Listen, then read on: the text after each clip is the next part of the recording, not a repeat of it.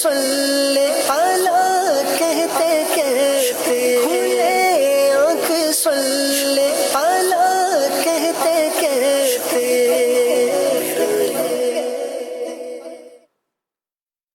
الحمد للہ رب العالمین والصلاة والسلام علی خاتم النبیین اما بعد فاعوذ باللہ من الشیطان الرجیم بسم اللہ الرحمن الرحیم الصلاة والسلام علیک یا رسول اللہ الصلاة والسلام علیک یا حبیب اللہ الصلاة والسلام علیک یا نبی اللہ وعلا آلک و اصحابک یا نور اللہ۔ مدنی چینل کے ناظرین، پروگرام کھلے آنکھ صلی اللہ کہتے کہتے میں آپ سب کو خوش آمدید کہتے ہیں۔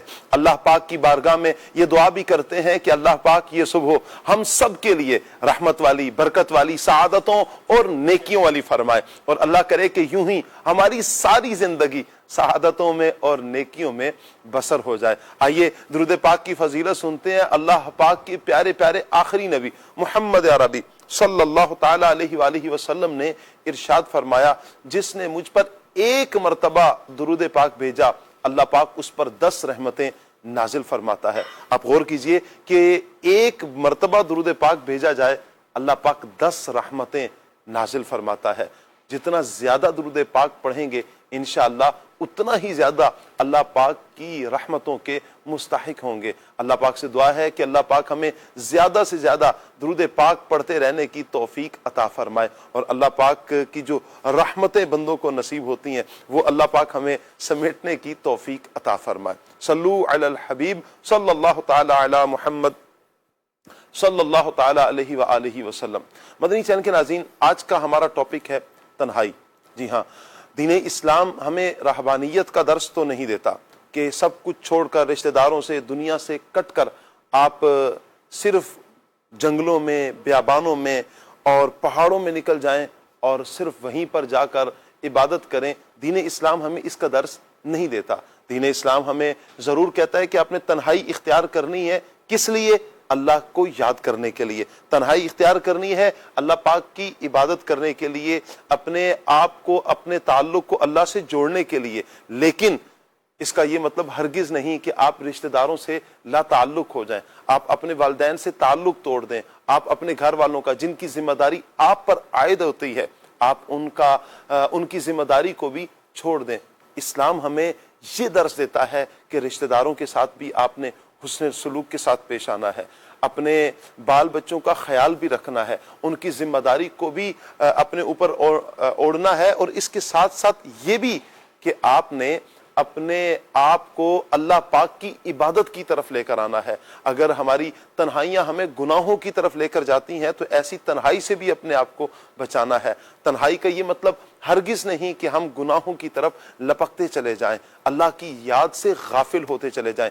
یقیناً دل جس وقت بے چین ہوتا ہے، بے قرار ہوتا ہے، تو اس وقت ایک چاہت ضرور ہوتی ہے کہ کچھ دیر کے لیے تنہائی اختیار کی جائے تاکہ دل کو سکون مل جائے، تاکہ دل کو قرار اور اطمینان نصیب ہو جائے۔ تو اس قرار، اس سکون پانے کے لیے بندہ کچھ دیر کے لیے تنہائی اختیار کرتا ہے، اور اسی تنہائی میں پھر اپنے رب کو یاد کرتا ہے، اور وہی رب ہے کہ جو اس عالم میں بندے کو دل کا سکون عطا فرماتا ہے۔ چونکہ یہ تنہائی ایسی نہیں ہے کہ جو دنیا سے کٹ کر اور دنیا سے لا تعلقی اختیار کر کے ہمیشہ کے لیے اکیلا پن اختیار کر لیا ہے، نہیں، گوشہ نشینی کا یا تنہائی کا یہ مطلب ہرگز نہیں ہے۔ ایک بزرگ رحمت اللہ تعالی علیہ، ان سے کسی نے پوچھا، وہ کچھ دیر کے لیے تنہائی اختیار کرتے، کبھی ہوتا یوں کہ وہ تنہائی اختیار کرتے، تو انہوں نے کسی نے پوچھا کہ حضور آپ کیوں یہاں پر اکیلے آ جاتے ہیں، تنہائی اختیار کر لیتے ہیں؟ انہوں نے کہا کہ جس وقت لوگوں کے دل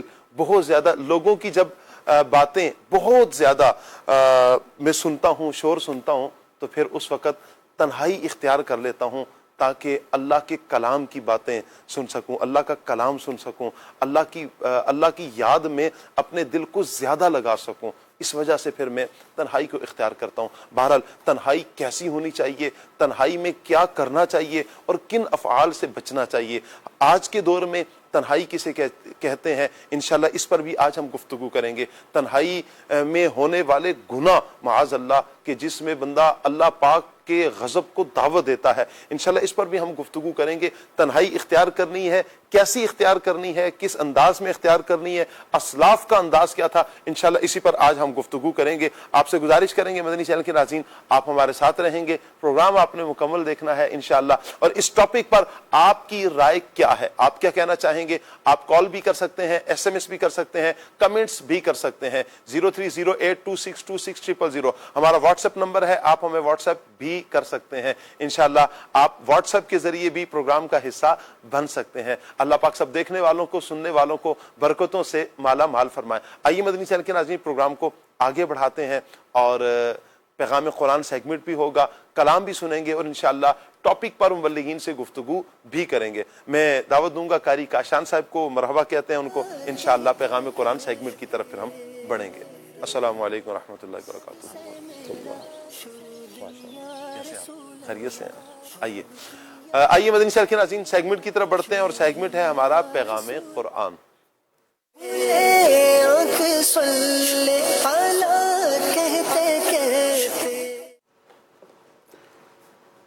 اعوذ باللہ من الشیطان الرجیم. اللہ کی پناہ مانگتا ہوں میں شیطان مردود سے. بسم اللہ الرحمن الرحیم. اللہ کے نام سے شروع جو نہایت مہربان رحمت والا ہے. ان اول بیت وضع للناس للذی ببکۃ مبارکا وہدی للعالمین.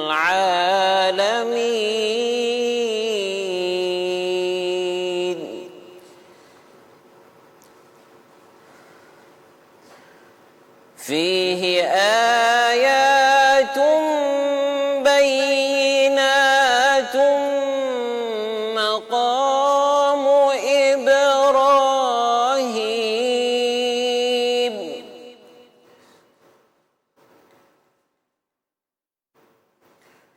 فیہ آیات بینات مقام ابراہیم.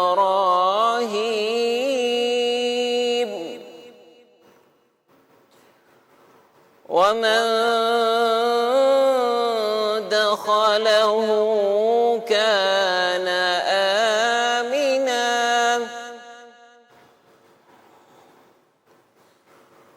وللہ علی الناس حج البیت من استطاع الیہ سبیلا ومن كفر فإن الله غني عن العالمين.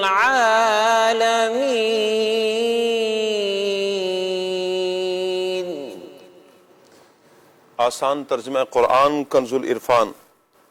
بے شک سب سے پہلا گھر جو لوگوں کی عبادت کے لیے بنایا گیا وہ ہے جو مکہ میں ہے، برکت والا ہے اور سارے جہان والوں کے لیے ہدایت ہے. اس میں کھلی نشانیاں ہیں، ابراہیم کے کھڑے ہونے کی جگہ ہے اور جو اس میں داخل ہوا امن والا ہو گیا. اور اللہ کے لیے لوگوں پر اس گھر کا حج کرنا فرض ہے جو اس تک پہنچنے کی طاقت رکھتا ہے، اور جو انکار کرے تو اللہ سارے جہان سے بے پرواہ ہے. یہودیوں نے کہا تھا کہ ہمارا قبلہ یعنی بیت المقدس کعبہ سے افضل ہے، کیونکہ یہ گزشتہ انبیاء علیہم السلام کا قبلہ رہا ہے، نیز یہ خانہ کعبہ سے پرانا ہے. ان کے رد میں یہ آیت کریمہ اتری اور بتایا گیا کہ روئے زمین پر عبادت کے لیے سب سے پہلے جو گھر تیار ہوا وہ خانہ کعبہ ہے. حدیث شریف میں آتا ہے کہ کعبہ معظمہ بیت المقدس سے 40 سال قبل بنایا گیا. اللہ اکبر. فرمایا فیہ آیات بینات، اس میں کھلی نشانیاں ہیں۔ خانہ کعبہ کی عظمت و شان کا بیان چل رہا ہے، اسی ضمن میں فرمایا کہ خانہ کعبہ میں بہت سی فضیلتیں اور نشانیاں ہیں جو اس کی عزت کو، حرمت کو اور فضیلت کو بیان کرتی ہیں۔ ان نشانیوں میں سے بعض یہ ہیں کہ پرندے کعبہ شریف کے اوپر نہیں بیٹھتے اور اس کے اوپر سے پرواز نہیں کرتے، بلکہ پرواز کرتے ہوئے آتے ہیں تو ادھر ادھر ہٹ جاتے ہیں، اور جو پرندہ بیمار ہو جاتا ہے، یعنی جو بھی پرندے بیمار ہوتے ہیں وہ اپنا علاج یہیں کرواتے ہیں کہ ہوائے کعبہ میں ہو کر گزر جائیں، اسی سے انہیں شفا ہو جاتی ہے۔ اسی طرح وہ جانور جو وحشی ہوتے ہیں، وحشی جانور ایک دوسرے کو حرم کی حدود میں ایذا نہیں دیتے، تکلیف نہیں دیتے، نیز لوگوں کے دل کعبہ معظمہ کی طرف کھنچتے ہیں اور اسی کی طرف نظر کرنے سے آنسو جاری ہوتے ہیں، اور ہر شب جمعہ کو ارواح اولیاء اس کے گرد حاضر ہوتی ہیں، اور جو کوئی اس کی بے حرمتی اور بے ادبی کا ارادہ کرتا ہے وہ خود برباد ہو جاتا ہے۔ آگے فرمایا مقام ابراہیم، ابراہیم کے کھڑے ہونے کی جگہ ہے۔ مقام ابراہیم وہ پتھر ہے کہ جس پر حضرت ابراہیم علیہ السلام کعبہ معظمہ شریف کی تعمیر کے وقت کھڑے ہوئے تھے۔ یہ پتھر خانہ کعبہ کی دیواروں کی اونچائی کے مطابق خود بخود اونچا ہو جاتا تھا۔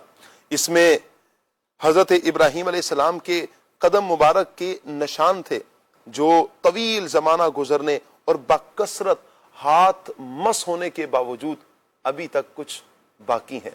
اسے پتہ چلتا ہے کہ جس پتھر سے پیغمبر کے قدم چھو جائیں وہ متبرک اور شعائر اللہ اور آیت اللہ یعنی اللہ کی نشانی بن جاتا ہے۔ سبحان اللہ۔ مزید آگے فرمایا وَمَن دَخَلَهُ كَانَ آمِنًا، اور جو اس میں داخل ہوا امن والا ہو گیا۔ سبحان اللہ۔ خانہ کعبہ کی وجہ سے اللہ پاک نے پورے حرم کی حدود کو امن والا بنا دیا، یہاں تک کہ اگر کوئی شخص معاذ اللہ قتل و جرم کر کے حدود حرم میں داخل ہو جائے تو وہاں نہ اسے قتل کیا جائے گا اور نہ اس پر حد قائم کی جائے گی۔ حرم سے کیا مراد ہے؟ حرم سے مراد خانہ کعبہ کے ارد گرد کئی کلومیٹر پھیلا ہوا علاقہ ہے جہاں باقاعدہ نشانات وغیرہ لگا کر اسے ممتاز کیا گیا ہے۔ جو لوگ حج و عمرہ کرنے جاتے ہیں انہیں عموماً اس کی پہچان ہو جاتی ہے، کیونکہ وہاں جا کر جب لوگوں کا عمرہ کرنے کا ارادہ ہوتا ہے تو عمرہ کرنے کے لیے حدود حرم سے باہر جا کر احرام باندھ کر آنا ہوتا ہے۔ آگے فرمایا وَلِلَّهِ عَلَى النَّاسِ حِجُّ الْبَيْتِ، اور اللہ کے لیے لوگوں پر اس گھر کا حج کرنا فرض ہے۔ اس آیت میں حج کی فرضیت کا بیان ہے اور اس کا کہ استطاعت شرط ہے، یعنی اس پر حج فرض ہے کہ جس پر جو استطاعت رکھتا ہو۔ حدیث پاک میں نبی کریم صلی اللہ علیہ وآلہ وسلم نے اس کی تفسیر زاد راہ اور سواری فرمائی ہے۔ حج فرض ہونے کے لیے زاد راہ کی مقدار کیا ہے، کتنا ہونا چاہیے؟ کھانے پینے کا انتظام اس قدر ہونا چاہیے کہ جا کر واپس آنے تک اس کے لیے کافی ہو، اور واپسی کے وقت تک اہل و عیال کے خرچے کے علاوہ ہونا چاہیے۔ راستے کا امن بھی ضروری ہے کیونکہ اس کے بغیر حج کی ادائیگی لازم نہیں ہوتی۔ مزید تفصیل اگر جاننی ہو تو فقہ کی جو فقہی کتابیں ہیں ان کا مطالعہ ضرور کیجیے، بہار شریعت کا مطالعہ کیا جا سکتا ہے۔ فرمایا کہ ومن کفر، اور جو منکر ہو، ارشاد فرمایا کہ حج کی فرضیت بیان کر دی گئی، اب جو اس کا منکر ہو تو اللہ تعالی اس سے بلکہ سارے جہان سے بے نیاز ہے۔ اس سے اللہ تعالیٰ کی ناراضی ظاہر ہوتی ہے اور یہ مسئلہ بھی ثابت ہوتا ہے کہ فرض قطعی کا منکر دائرہ اسلام سے خارج ہو جاتا ہے۔ فیہ آیات بینات مقام ابراہیم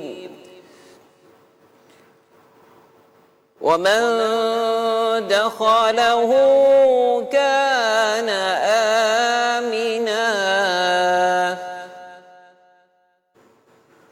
وَلِلَّهِ عَلَى النَّاسِ حِجُّ الْبَيْتِ مَنِ اسْتَطَاعَ إِلَيْهِ سَبِيلًا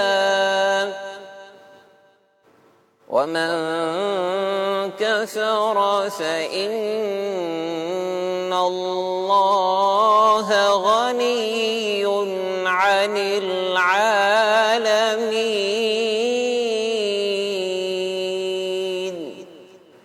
صدق اللہ العظیم۔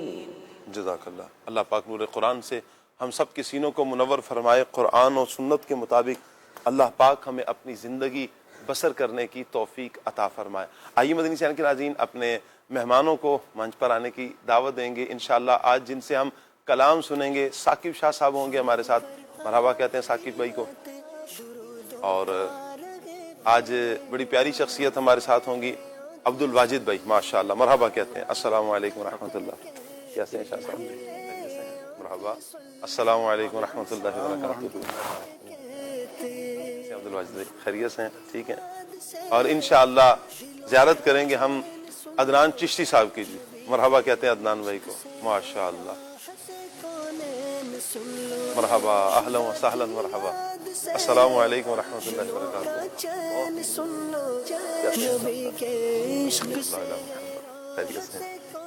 تشریف رکھیے۔ آئیے مدنی چینل کے ناظرین ثاقب بھائی کی طرف بڑھتے ہیں، کلام شامل کرتے ہیں اور پھر انشاءاللہ ٹاپک تنہائی ہے، اس پر انشاءاللہ ہم مبلغین سے گفتگو کریں گے۔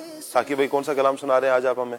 سیدی اعلیٰ حضرت کا سبحان اللہ، بڑا ہی خوبصورت کلام ہے جی، کون سا؟ نہ عرش ایمن نہ انی ذاہب میں مہمانی ہے، چلیں بہت خوبصورت کلام۔ صلو علی الحبیب صلی اللہ تعالی علی محمد صلی اللہ علیہ وسلم۔ صلی اللہ علیہ یا رسول اللہ وسلم علیک یا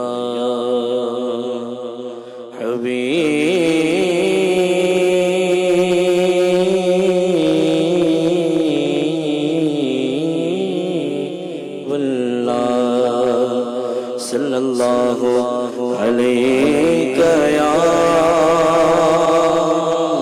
رسول اللہ وسلم علیک یا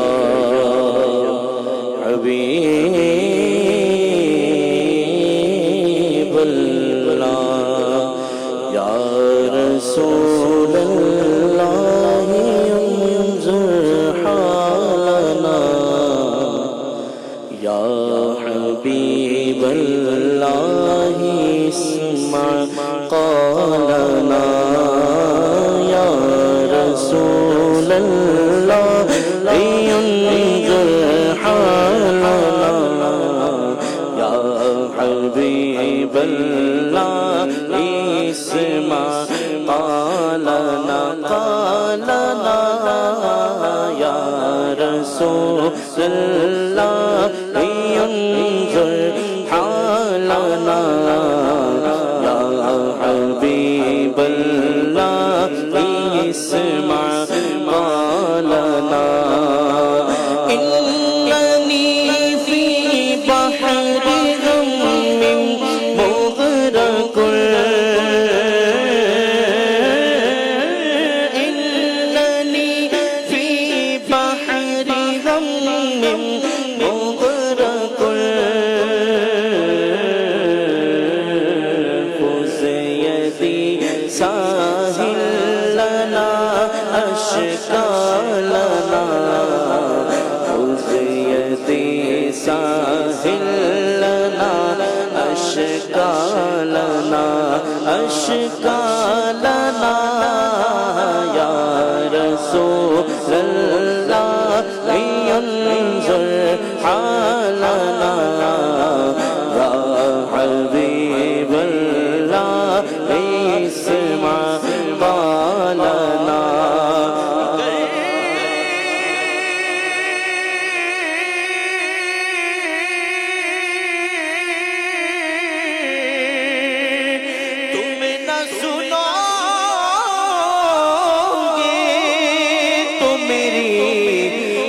کون سنے گا یا رسول اللہ انظر حالنا یا حبیب اللہ اسمع قالنا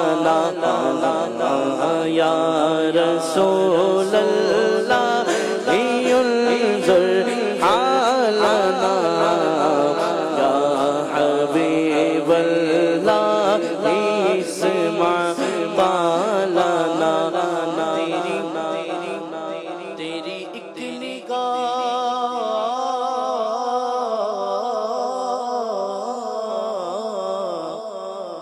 تیری ایک نگاہ کی بات ہے میری زندگی کا سوال ہے یا رسول اللہ انظر حالنا یا حبیب اللہ اسمع قالنا تیری ایک چشم رحمت سے تیرا بیمار بہتر ہے تیری ایک چشم رحمت سے تیرا بیمار بہتر ہے تیری ایک چشم رحمت سے تیرا بیمار بہتر ہے ہزاروں طبی نسخوں سے نگاہ یار بہتر ہے ہزاروں طبی نسخوں سے نگاہ یار بہتر ہے اور شہنشاہی سے بڑھ کر ہے تیری پاپوش برداری سکندر سے تیرا ایک خادم دربار بہتر ہے سکندر سے تیرا ایک خادم دربار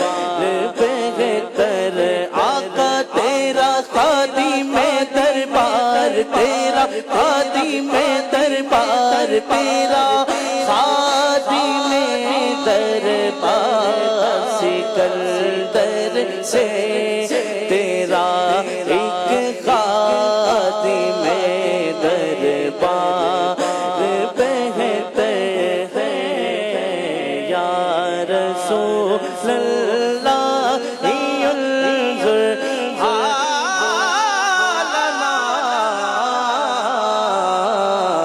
یا حبیب اللہ اسمع قالنا یا رسول اللہ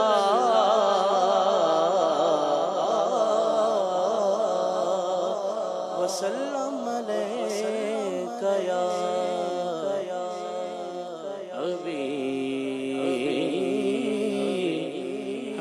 حبیب اللہ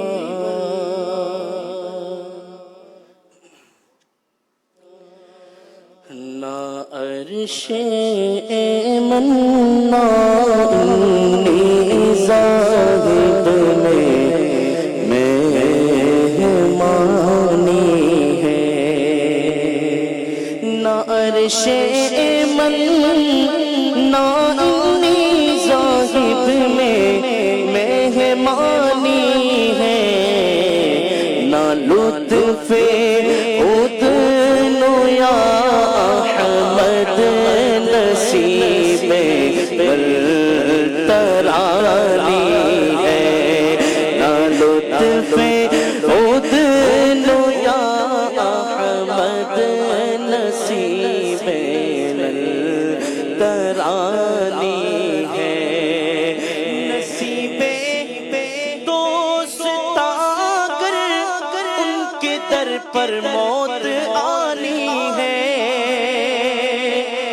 نصیب دوست اگر ان کے در پر موت آنی ہے، خدا جو ہی کرے پھر تو ہمیشہ زندگانی ہے، خدا جو ہی کرے پھر تو ہمیشہ زندگانی ہے، اسی در پر تڑپتے ہیں، مچلتے ہیں، بلکتے ہیں،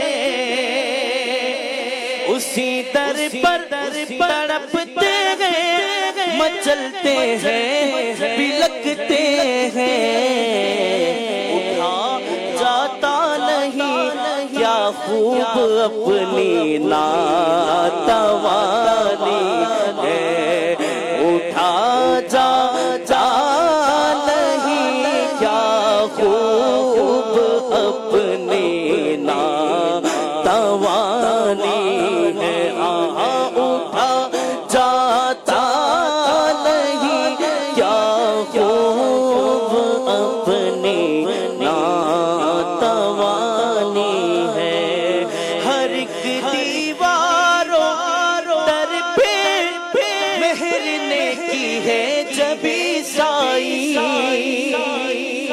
ہر ایک دیواروں در پہ مہر نے کی ہے جبھی سائی، نگارے مسجد اقدس میں کب سونے کا پانی ہے، نگارے مسجد اقدس میں کب سونے کا پانی ہے، نگارے مسجد اقدس میں کب سونے کا پانی ہے، نصیب ادنو یا احمد نہ لطف ادنو یا احمد نصیب ترانی ہے، اور وہ سرگر میں شفاعت ہے، عرق افشا ہے پیشانی، وہ سرگر میں شفاعت ہے، عرق افشا ہے پیشانی، کرم کا عطر صندل کی زمین رحمت کی کھانی ہے، کرم کا عطر صندل کی زمین رحمت کی کھانی ہے، یہ سر اور وہ خاک در ہو، یہ سر ہو، یہ سر ہو اور وہ خاک در ہو، یہ سر ہو، رضا وہ بھی اگر چاہے تو اب دل میں یہ ٹھانی ہے، رضا وہ بھی اگر چاہے تو اب دل میں یہ ٹھانی ہے، نہ عرش منان انی ذاہب میں مہمانی ہے۔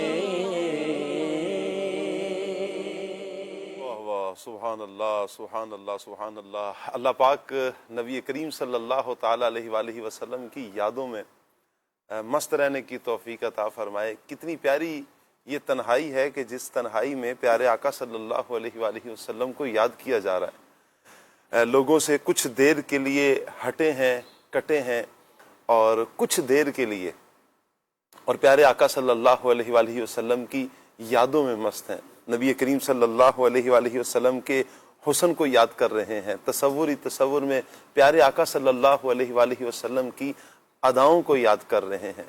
کتنی مبارک ہے یہ تنہائی جس میں اللہ کے خوف سے آنکھ سے آنسو جاری ہیں، کتنی مبارک ہے یہ تنہائی کہ جن میں اللہ تعالیٰ کی بارگاہ میں مناجات چل رہی ہیں، اللہ پاک کی بارگاہ میں التجائیں چل رہی ہیں، اللہ پاک کی بارگاہ میں آہوزاری چل رہی ہے۔ کتنی مبارک ہے یہ تنہائی کہ جس تنہائی میں اللہ پاک سے بخشش مانگی جا رہی ہے، اللہ پاک سے اس کے کرم کا سوال کیا جا رہا ہے، اللہ پاک سے عافیت مانگی جا رہی ہے، اللہ پاک سے دونوں جہانوں کی بھلائی مانگی جا رہی ہے، اور یوں کہیں کہ عہد و پیما کیے جا رہے ہیں کہ آئندہ کی زندگی اے مالک تیری یاد میں بسر کریں گے، تیرے احکامات پر عمل کرتے ہوئے اپنی زندگی بسر کریں گے۔ یوں تنہائیوں میں جب اپنے مالک کو یاد کیا جائے، اپنے خالق کو یاد کیا جائے، تو یقیناً یہ تنہائی رحمت والی ہے، برکت والی ہے، سعادت والی ہے۔ اور اگر تنہائی تو اختیار کر لی لیکن اللہ پاک کی یاد سے غافل ہیں، نبی کریم صلی اللہ تعالیٰ علیہ وآلہ وسلم کے ذکر سے غافل ہیں، اور صرف غفلت ہی نہیں بلکہ گناہوں بری تنہائی ہے، تو یہ تنہائی کس قدر خطرناک ہو سکتی ہے۔ اللہ پاک عافیت والا معاملہ مہربانی فرمائے کہ یہ وہ تنہائی ہے کہ جو جہنم کی شاہراہ پر چلا رہی ہے، یہ وہ تنہائی ہے کہ جو اللہ پاک کے غضب کو دعوت دے رہی ہے، یہ وہ تنہائی ہے کہ جو اللہ کے عذاب کو دعوت دے رہی ہے، یہ وہ تنہائی ہے کہ جس میں نبی کریم صلی اللہ علیہ وآلہ وسلم کی رضا شامل نہیں ہے، جس میں نبی کریم صلی اللہ علیہ وآلہ وسلم کی ناراضی ہے، یہ وہ تنہائی ہے کہ جس میں بندہ دنیا میں اور آخرت میں برباد ہے، اور یہ بربادی ہی کی طرف لے کر جانے والی ہے۔ ایک تو یہ دونوں طرف، اور تیسرا یہ کہ ایک ہے وہ تنہائی کی جو مستقل لوگوں سے کٹ گئے، ہمیشہ کے لیے لوگوں سے کٹ گئے اور یہ تنہائی اختیار کر لی، جسے رہبانیت کا نام دیا جاتا ہے۔ اسلام اس کا بھی درس نہیں دیتا۔ اسلام ہمیں یہ درس بھی دیتا ہے کہ آپ نے لوگوں کے اندر ہی رہنا ہے،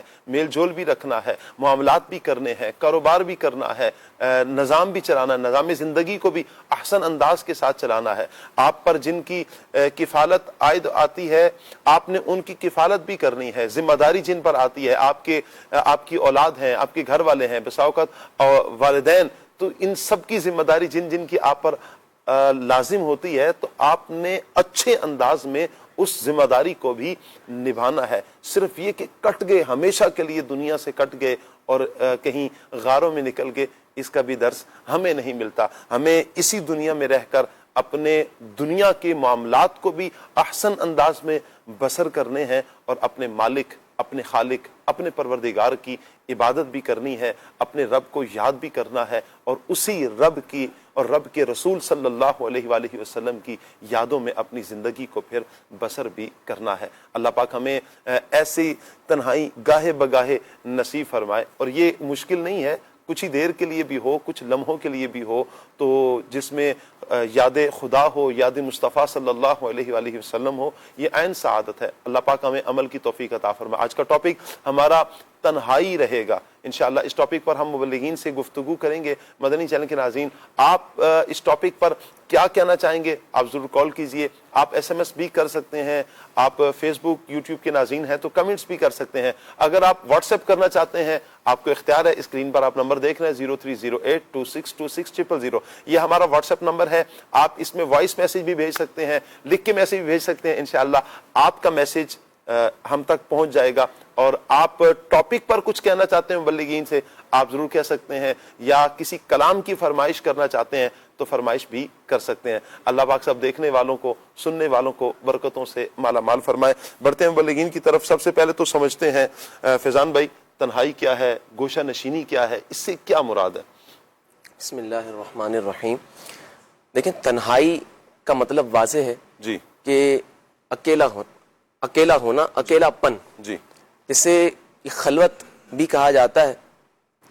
اور گوشہ نشینی جو ہے، اس سے مراد یہ ہوتی ہے کہ اللہ تعالیٰ کی رضا کے حصول کے لیے جی، اس کی عبادت کی خاطر، اس کی معرفت کی خاطر لوگوں سے کنارہ کش ہو کر ایک مخصوص جگہ میں بیٹھ جانا، جی، اور اللہ تعالیٰ کی عبادت کرتے رہنا، جی، اس کی معرفت کرنا اور اس کے احکامات پر غور فکر کرنا، جی، یہ خلوت نشینی کہلاتا ہے۔ صحیح۔ اور یہ ہمارے بزرگان دین سے ثابت ہے کہ وہ کچھ دن اور کچھ وقت کے لیے وہ خلوت نشینی اختیار کیا کرتے تھے۔ بعض جو ہے وہ زیادہ لمحات بھی خلوت نشینی اختیار کیا کرتے تھے، اور اس کا مقصد جو ہے یہ بالکل لوگوں سے کٹ جانا نہیں ہوتا تھا، بلکہ مقصد یہ ہوتا تھا کہ لوگوں سے تھوڑی دیر کے لیے، تھوڑے وقت کے لیے اس لیے دور رہا جائے تاکہ دل جو ہے وہ رب کی طرف جو ہے وہ اس کا تعلق مضبوط ہو جائے۔ آپ دیکھیں نبی کریم علیہ الصلوۃ والسلام جو ہے وہ غار حرا میں تشریف فرما ہوئے، اور وہاں پر رہنے کا مقصد بھی حضور صلی اللہ علیہ وآلہ وسلم کا یہی تھا کہ وہاں پر رہ کر جو ہے لوگوں سے دور ہو کر اللہ تعالیٰ کی صحیح طریقے سے عبادت کی جائے اور ایک یکسوئی حاصل ہو، کیونکہ جو یکسوئی لوگوں سے الگ رہ کر عبادت کرنے میں حاصل ہوتی ہے جی وہ لوگوں کے مجمع میں رہ کر حاصل نہیں ہوتی۔ جی لیکن یاد رکھیے کہ اصل مقصد جو ہے وہ یہ ہے کہ بندے کا دل عبادت کے وقت اس کی یاد میں مشغول ہو، جی لوگوں سے کنارہ کش ہو۔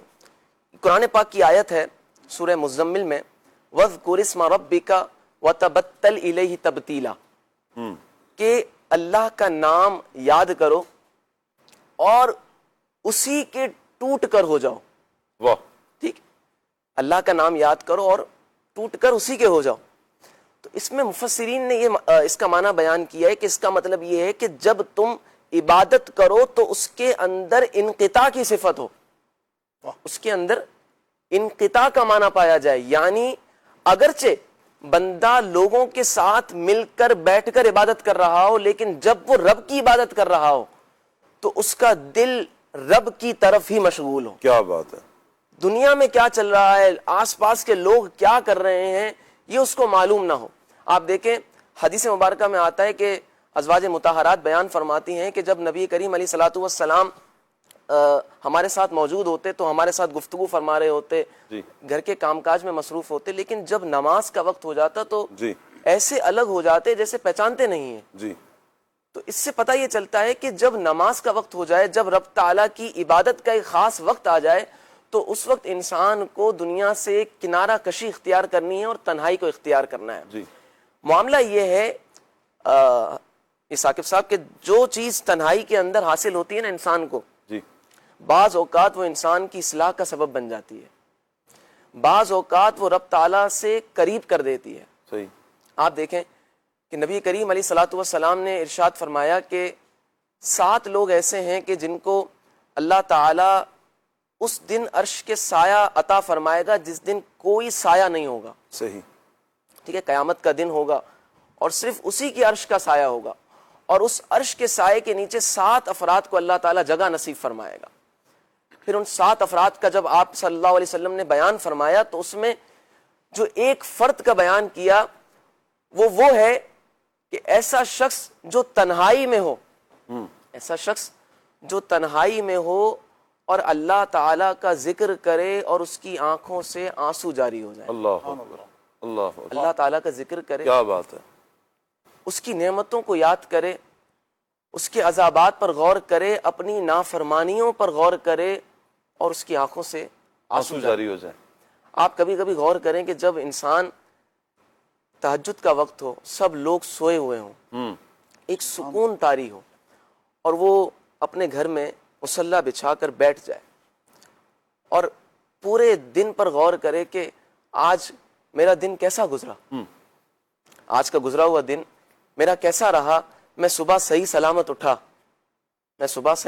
اٹھا اور اٹھ کر میں نے اپنے بچوں کو، اپنے گھر والوں کو صحیح سلامت والی حالت میں دیکھا، میں نے 3 وقت کا کھانا کھایا، اور پھر جب میں گھر آیا تو میں نے اپنے گھر والوں کو پھر دوبارہ صحیح حالت میں دیکھا، میں نے اپنا دن آج عافیت کے ساتھ گزارا۔ یہ اللہ تعالیٰ کی نعمتوں پر غور کیا، اور اس کے ساتھ آج میں نے رب تعالیٰ کی عبادت کتنی کی، جی آج میں نے اپنا وقت گناہوں میں کتنا گزارا۔ اب وہ ایک طرف اللہ تعالیٰ کی نعمتوں پر غور کر رہا ہے اس تنہائی کے اندر بیٹھ کر، اور ایک طرف جو ہے وہ یہ غور کر رہا ہے کہ میرے اعمال کا جائزہ لے رہا ہے، اپنے اعمال کا جائزہ لے رہا ہے، خود احتسابی کر رہا ہے۔ جی یہ خود احتسابی اس کو رب کے قریب کر دے گی۔ کیا بات، یہ خوف خدا میں رونا، کچھ دیر کے لیے رونا، اس سے معرفت الہی جو ہے اس کی منازل طے کروا دے گا۔ آپ دیکھیں حدیث پاک میں آتا ہے کہ جب انسان خوف خدا میں روتا ہے نا، جی تو جو آنسو خوف خدا میں رویا جاتا ہے، جب بندہ خوف خدا میں روتا ہے تو ایسے شخص کے لیے فضیلت یہ ہے کہ اللہ تعالیٰ خوف خدا میں رونے والے شخص کو جہنم میں داخل نہیں فرمائے گا یہاں تک کہ دودھ تھنوں میں واپس ہو جائے. اللہ. یعنی جس طرح دودھ تھن میں واپس نہیں جا سکتا، اس طرح ایک خوف خدا میں رونے والا شخص بھی جہنم میں داخل نہیں ہو سکتا. اللہ. اور یہ جو فضیلت میں نے بیان کی حدیث پاک کی 7 افراد جو عرش کے سائے میں رہیں گے، حضرت علامہ ابو الحسن ابن بطال رحمۃ اللہ علیہ فرماتے ہیں کہ اس حدیث پاک کے تحت کہ آدمی کے لیے مستحب ہے جی کہ وہ اپنے دن کے کچھ اوقات میں کچھ وقت تنہائی میں گزارے. آدمی کے لیے مستحب ہے کہ وہ اپنے لمحات میں سے کچھ وقت اللہ تعالیٰ کی عبادت میں، اس کی معرفت میں، اس کی نعمتوں پر غور کرے اور اپنے گناہوں میں اس کو شرمندگی ہو اور خوف خدا میں اس کے آنسو بہیں.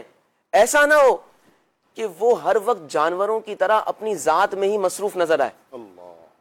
جس طرح جانوروں کو کوئی فکر نہیں ہوتی نا، وہ ہر وقت اپنے کھانے پینے میں لگے ہوتے ہیں. آج اگر ہم غور کریں تو ہمارے ساتھ بھی یہی حال ہے. ایسے ہی ہمارے کو اولن تو تنہائی میسر نہیں ہے، جی اور اگر بالفرض تنہائی میسر ہو بھی جائے جی تو وہ تنہائی نہیں ہے.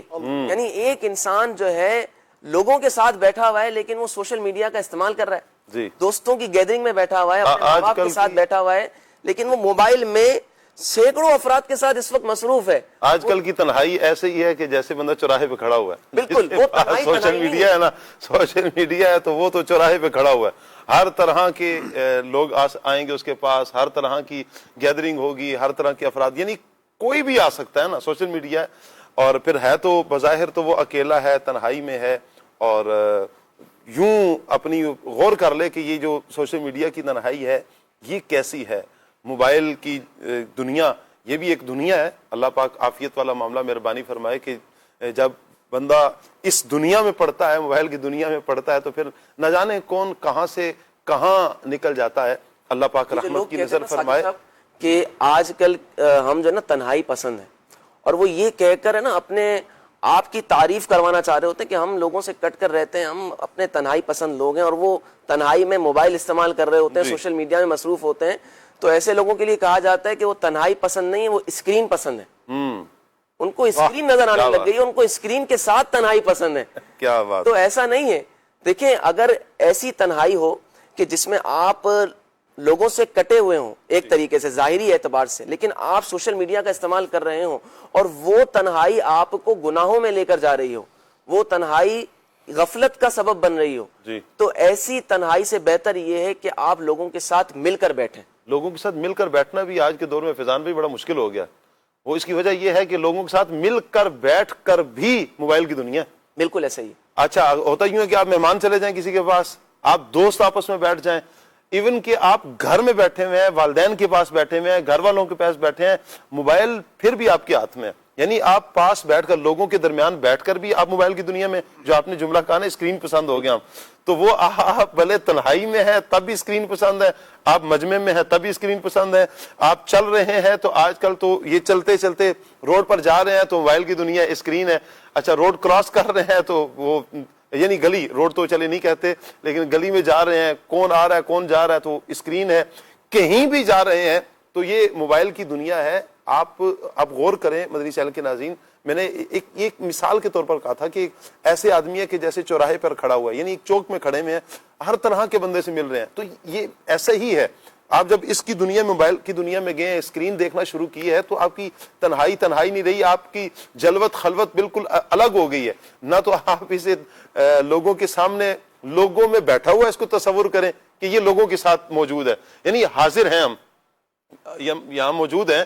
تو یعنی یہاں موجود ہونے کے بعد بھی اگر کوئی 4 بندے بیٹھے ہوئے ہیں، 10 بندے بیٹھے ہوئے ہیں اور وہاں پر بھی موبائل کی دنیا ہے، موبائل ہے، اسکرین ہے، تو اس کا مطلب یہ ہے کہ ذہنی طور پر وہ حاضر ہی نہیں ہے، وہ موجود ہی نہیں ہے. کون سی بات ہوئی ہے، کیا بات ہوئی ہے، کیا مسئلہ بیان ہوا ہے، کیا رہنمائی کی گئی ہے، وہ ایبسنٹ ہے، حاضر ہی نہیں ہے.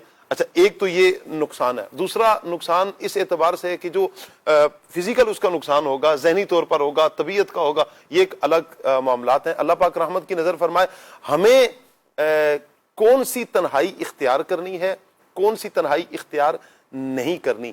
دین اسلام نے یعنی کہ یوں کہیں کہ شریعت مطہرہ نے اس کو بیان کر دیا ہوا ہے۔ اللہ تعالیٰ ہمیں شریعت مطہرہ کو پڑھنے کی توفیق عطا فرمائے۔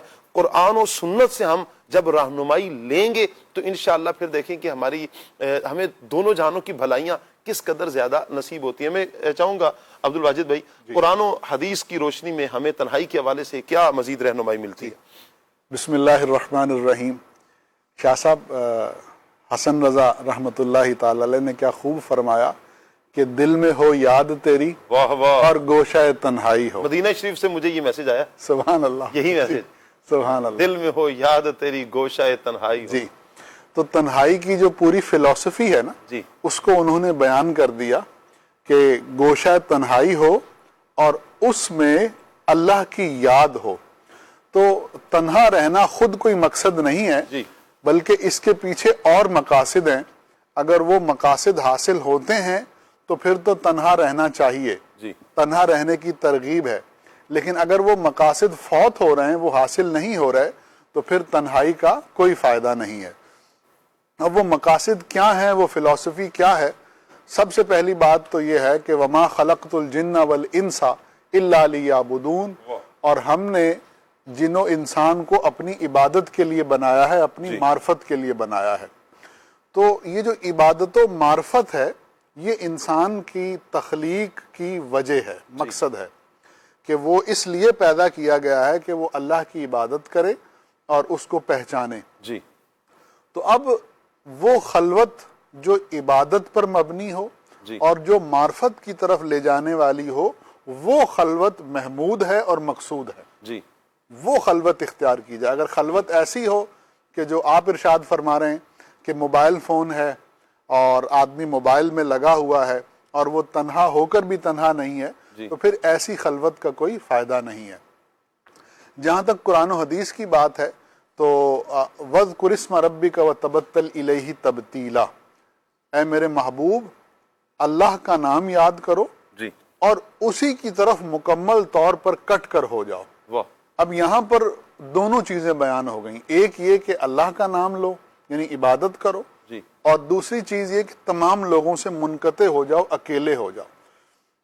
اب یہاں پہ جو تبتل الیہ تبتیلا ہے کہ ہر کسی سے کٹ جاؤ، اس کٹنے سے مراد کیا ہے؟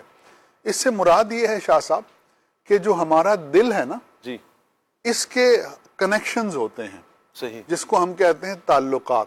جی، تو ایک ہوتا ہے تعلق بالخلق، جی، تعلق بالمخلوق، اور ایک ہوتا ہے تعلق باللہ، صحیح، کہ ایک ہے اللہ کے ساتھ تعلق اور ایک ہے مخلوق کے ساتھ تعلق۔ صحیح، تو مخلوق کے ساتھ جتنے تعلقات ہیں وہ ختم ہو جائیں دل سے، صحیح، دل کا کنیکشن جی، اللہ کے ساتھ جڑ جائے۔ صحیح، اب اس کا یہ مقصد نہیں ہوتا کہ والدین ہیں تو ان کی خدمت نہ کی جائے، بیوی بچے ہیں تو ان کی کفالت نہ کی جائے۔ اس کا مقصد یہ ہوتا ہے کہ والدین سے تعلق بھی اللہ کے لیے ہو، صحیح، کہ مجھے اللہ نے فرمایا کہ وَبِالْوَالِدَيْنِ إِحْسَانًا، کیا بات، والدین کے ساتھ احسان کرو۔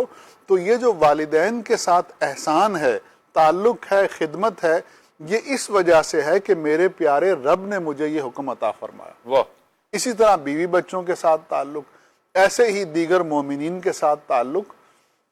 تو جب سب چیزیں اللہ کے لیے ہو جائیں جی، اور آدمی اللہ ہی کے لیے سارے اعمال کرے، تو پھر یہ ہو جاتا ہے کہ وہ تبتل الیہ تبتیلا کی تصویر بن جاتا ہے۔ یہاں عبد الواجد بھائی جو آپ فرما رہے ہیں دل یہ کٹ جائے، جی، یہ ہمیں کیسے احساس ہوگا کہ یہ دل سارے اس دنیا کے تعلقات سے کٹ چکا ہے اور اب خالق کی طرف یہ دل کا یہ تعلق جڑ گیا ہے؟ جی، یہ بہت خوبصورت سوال ہے اور بڑا باریک سوال ہے، اور جس کو یہ نعمت نصیب ہو جائے ہائے ہائے ہائے، تو اسے اللہ کا ولی کہتے ہیں۔ اللہ اکبر، اللہ اکبر۔ تو یہ کیسے حاصل ہوتا ہے؟ یہ ایسے حاصل ہوتا ہے کہ جس کا آپ کثرت سے ذکر کرتے ہیں تو آپ کا دل اسی کے متعلق ہو جاتا ہے۔ سبحان اللہ۔ تو جب آدمی کثرت سے اللہ کا ذکر کرے اور احکامات پر عمل کرے تو یہ کیفیت حاصل ہو جاتی ہے۔ صحیح، اچھا، پتہ کیسے چلے جی، کہ ہمارا دل جو ہے وہ اللہ کے ساتھ ہے یا مخلوق کے ساتھ ہے؟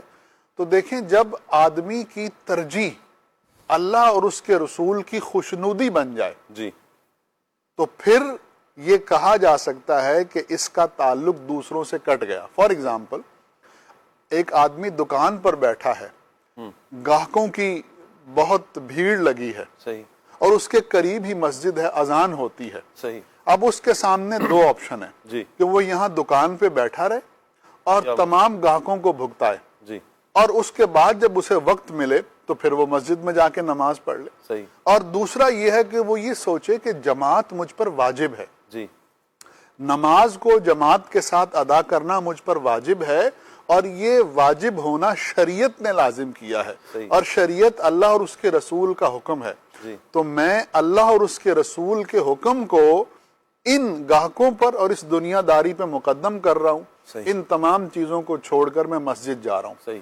تو جب دل کی کیفیت یہ ہو جائے اور دائماً یہ ہو جائے تو پھر ہم کہیں گے کہ اس کا تعلق جو ہے وہ اللہ اور اس کے رسول کے ساتھ مضبوط ہو گیا ہے. اچھا, یہاں پر شاید کسی کے ذہن میں ایک سوال اس انداز میں بھی اٹھے کہ جب ہم کھڑے ہوتے ہیں تو بسا اوقات سن لیا بیان, شاید اب یہ توجہ بھی ہو گئی کہ ہم نے سارے ناطے رشتے توڑ کر ہم نے اللہ پاک کی حضور حاضر ہونا ہے. اس سے مراد یہ ہے کہ دل سے خیالات سارے نکال کر, سارے تعلقات کو دور کر کے ہم نے اللہ کے حضور عبادت کے لیے حاضر ہونا ہے. لیکن پھر جب نماز میں کھڑے ہوتے ہیں, پہلی دکان کا حساب پہلی رکعت میں ہو جائے گا, دوسری دکان کا دوسری رکعت میں ہو جائے گا, یا نہ بھی ہو لیکن خیالات اس قدر آ رہے ہوتے ہیں, تو پھر یوں کہیں دیکھنے والا سننے والا اس ڈر میں نہ ہو کہ کہیں ایسا تو نہیں ہے میرا نماز میں کھڑے ہو کر بھی میرا دل چونکہ وسوسوں کا شکار ہے تو میں تو ویسی نماز ہی نہیں ادا کر رہا.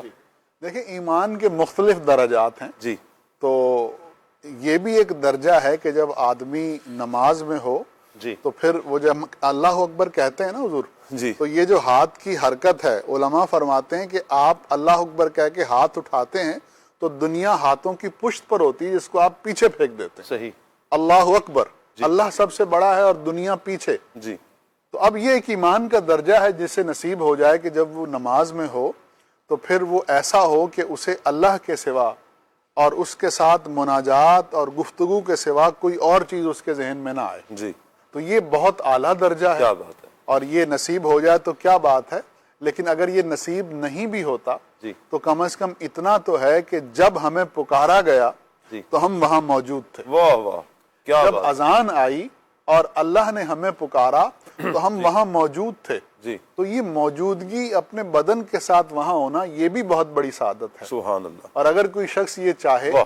کہ اسے یہ درجہ بھی نصیب ہو جائے کہ وہ جب نماز کے لیے کھڑا ہو تو اس کے دل میں دنیا کے خیالات نہ آئیں, تو اس کا ایک طریقہ یہ ہے کہ وہ دن میں کچھ وقت اکیلا بیٹھے اور اللہ کا ذکر کرے.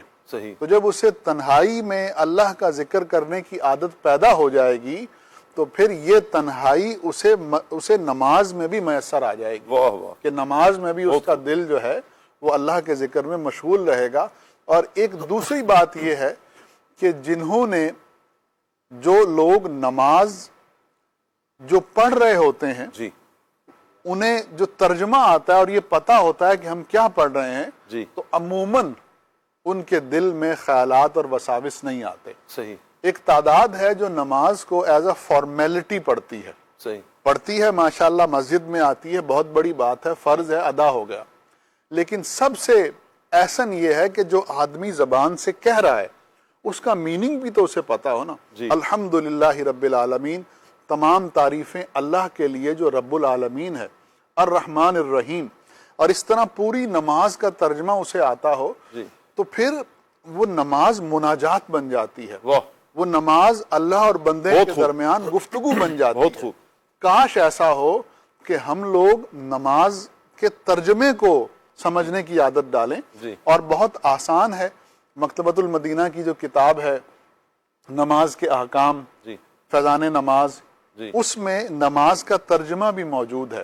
صحیح. کوشش کی جائے کہ ہفتے میں ایک دفعہ یا 15 دن میں یا مہینے میں ایک دفعہ آدمی نماز کے پورے ترجمے کو دیکھ لے, اور پھر جب نماز پڑھے تو وہ ترجمہ بھی ذہن میں ہو, تو انشاءاللہ نماز میں آدمی کا دل بھی لگے گا اور اس کو وہ کیفیت بھی میسر آئے گی جس کی طرف آپ نے اشارہ کیا. ٹھیک ہو گیا. اللہ تعالیٰ ہمیں ایسی نماز پڑھنے کی توفیق عطا فرمائے. اللہ کرے مدنی چینل کے ناظرین کے خشوع و خضوع کے ساتھ، جو مطلوب بھی ہے کہ خشوع و خضوع کے ساتھ دل کے یعنی دل حاضر ہو اور توجہ ہو اللہ پاک کی ذات کی طرف، اللہ پاک کے کرم کی طرف، اللہ پاک کی رحمت کی طرف.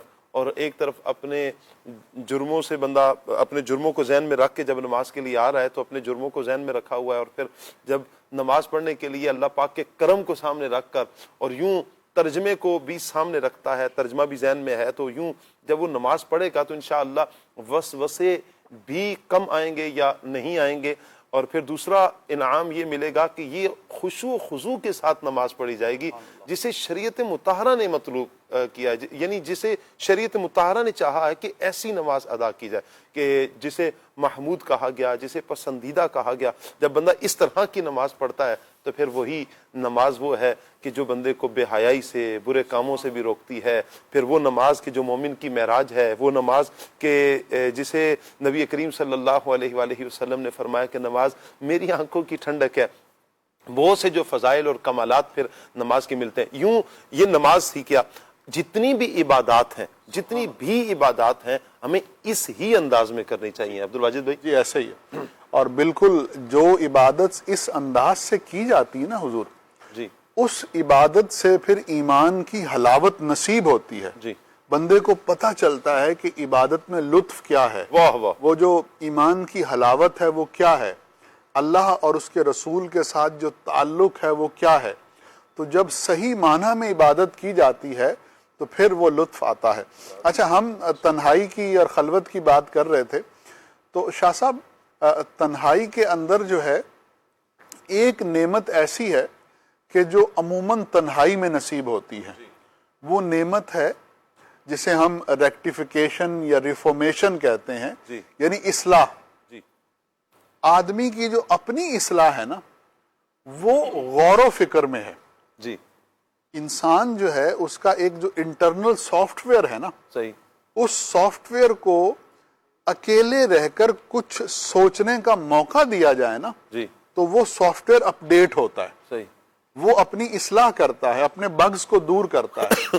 تو یہی وجہ ہے کہ جو لوگ اصلاح سے متعلق ہوتے ہیں، جیسے صوفیہ کرام ہیں، جی وہ لمبے عرصے تک تنہائی میں رہتے ہیں، اور جب وہ ایک لمبے عرصے تک تنہائی میں رہ لیتے ہیں تو پھر وہ اس درجے پر پہنچ جاتے ہیں کہ اب وہ دوسروں کی اصلاح کر سکیں.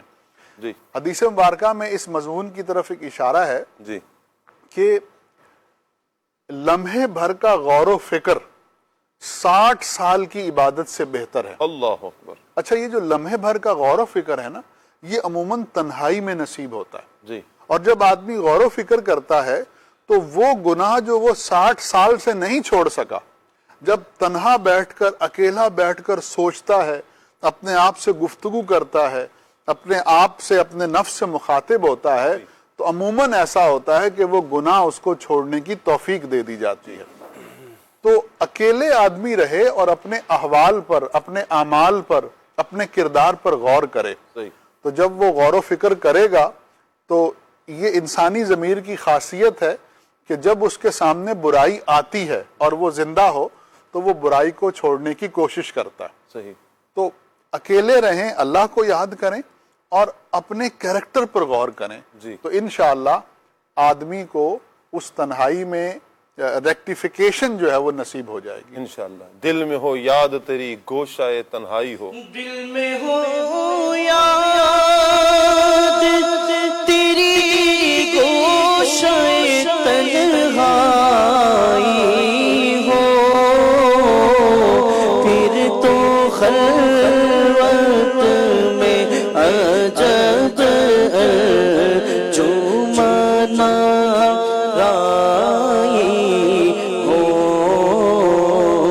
دل میں ہو یاد تیری گوشہ تنہائی ہو.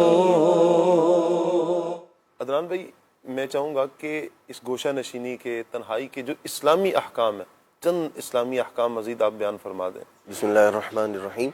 شاہ صاحب ہمارے دین کو اللہ تبارک و تعالی نے ایسی جامعیت عطا فرمائی ہے. تو آپ یہ ارشاد میں آپ کی طبیعت ٹھیک ہے؟ الحمدللہ. آج مجھے پتہ نہیں کیوں لگ رہا ہے کہ شاید آج نہیں جی نہیں, الحمدللہ رب العالمین, اللہ کا بڑا کرم. الحمدللہ. جی نبی کریم صلی اللہ تعالی علیہ وآلہ وسلم کی مبارک تعلیمات میں اللہ کریم نے ایسی جامعیت رکھی ہے کہ جس چیز کا شریعت نے کرنے کا حکم دیا ہے اس کے بھی تفصیلی احکام بیان فرمائے. کرنا ہے تو کیسے کرنا ہے کسی کام کو, صحیح. اور ایسے ہی اگر کسی چیز سے منع کیا گیا ہے تو اس کی منع کی جو حدود و قیود ہیں وہ بھی شریعت نے بیان کی ہیں. نبی کریم صلی اللہ تعالی علیہ وآلہ وسلم کی تعلیمات میں جہاں اللہ کے پیارے محبوب صلی اللہ تعالی علیہ وآلہ وسلم سے جب حضرت عقبہ بن عامر رضی اللہ تعالیٰ نے پوچھا یا رسول اللہ صلی اللہ علیہ وسلم نجات کیا ہے, کامیابی کیا ہے, تو اللہ کے پیارے محبوب صلی اللہ تعالی علیہ وآلہ وسلم نے اس وقت فرمایا اپنی زبان کو قابو میں رکھو, ایک بات, اور دوسرا ارشاد فرمایا تیرا گھر تیرے لیے کفایت کرے, گھر کے اندر رہنا جو ہے وہ تیرے لیے کافی ہو, اور تیسرا ارشاد فرمایا کہ اپنی خطاؤں پر تو آنسو بہا. یہ تین کام کر, اس کے اندر اللہ کریم نے نجات کو پوشیدہ رکھا ہے. یہی روایت دیگر اور صحابہ کرام علیہم رضوان سے بھی مختلف الفاظ کے ساتھ جو ہے وہ مروی ہے. نبی پاک صلی اللہ تعالی علیہ وآلہ وسلم کی احادیث مبارکہ میں جہاں ضرورت سے زائد جو بندے کے پاس وقت ہے, دیکھیں ایک تو یہ ہے کہ آدمی گوشہ نشین ہو گیا ہے, اس کا مطلب یہ ہے گھر میں بیٹھ گیا ہے, اب نہ کمانے کے لیے باہر جانا ہے, نہ جو گھر کے اندر اولاد ہے, والدین ہے, جن کی تربیت جن کی کفالت اس کے ذمہ ہے. بولے جی نہیں میں نے تو گوشہ نشینی اختیار کی ہوئی ہے, میں تو کام کاج نہیں کروں گا, کوئی بھی باہر نہیں جاؤں گا. یہ اس طرح کا کام کرنا, اچھا اذان ہوگی یہ جماعت کے لیے, نہیں جی میں تو گوشہ نشین ہوں. اچھا اور جو اس طرح کے کام ہے جو اس پر لازم کیے گئے ہیں, جس کے لیے باہر جانا, جس کے لیے لوگوں کے ساتھ میل جول لازم و ضروری ہے, جماعت کے اندر حاضر ہونا, دیگر اور جو معاملات ہیں, اور بعض جگہ جو ہے وہ اس کا دیگر معاملات کے لیے گھر سے نکلنا لازم ہوگا.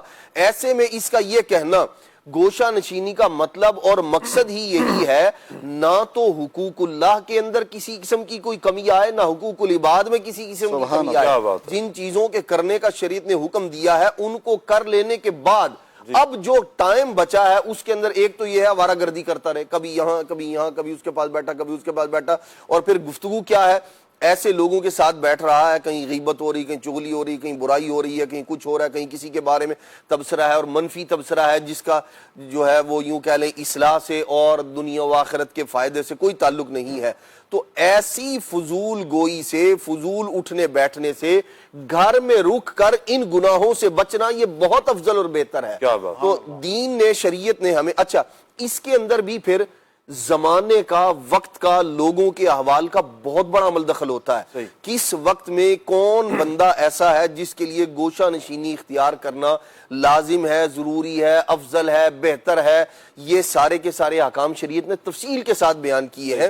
ظاہر سی بات ہے ساری تفصیل یہاں بیان نہیں کی جا سکتی, اور بعض لوگ وہ ہیں جن کا گوشہ نشینی اختیار کرنا شریعت کو پسند ہی نہیں, جیسے وہ لوگ جن کے پاس آ کر لوگ دین سیکھیں گے, جو لوگوں کے درمیان رہ کر لوگوں کو نیکی کی دعوت دیں گے, برائی سے منع کریں گے. ایسے عالم جس کی طرف لوگ محتاج ہیں مسائل پوچھنے کے لیے, دین کو جاننے کے لیے, اب وہ بندہ بولے میں تو جی کسی سے ملتا جلتا ہی نہیں ہوں. لوگ اس کی طرف جو ہے انہیں احتیاج ہے, لوگوں کو ضرورت ہے, مسائل یہ جانتا ہے, یہ بتا بھی سکتا ہے. ایسے میں اس بندے کا گوشہ نشینی اختیار کر لینا یہ جائز اور درست نہیں ہے. جیسے حضرت سیدنا امام اعظم ابو حنیفہ رحمت اللہ تعالی علیہ, جب آپ نے علم دین حاصل کر لیا اس کے بعد آپ نے ارادہ فرمایا کہ اب میں نا گوشہ نشینی اختیار کر لوں گا, خلوت اور تنہائی میں چلا جاؤں, لوگوں سے ملنا جلنا بند کر دوں. تو فرماتے ہیں کہ ایک رات نبی کریم صلی اللہ تعالی علیہ وآلہ وسلم خواب میں تشریف لائے امام اعظم کے, اور سرکار صلی اللہ علیہ وسلم نے فرمایا ابو حنیفہ اللہ پاک نے تمہیں میری سنت کے زندہ کرنے کے لیے پیدا کیا ہے, لہٰذا تم گوشہ نشینی کا ہرگز ارادہ مت کرنا.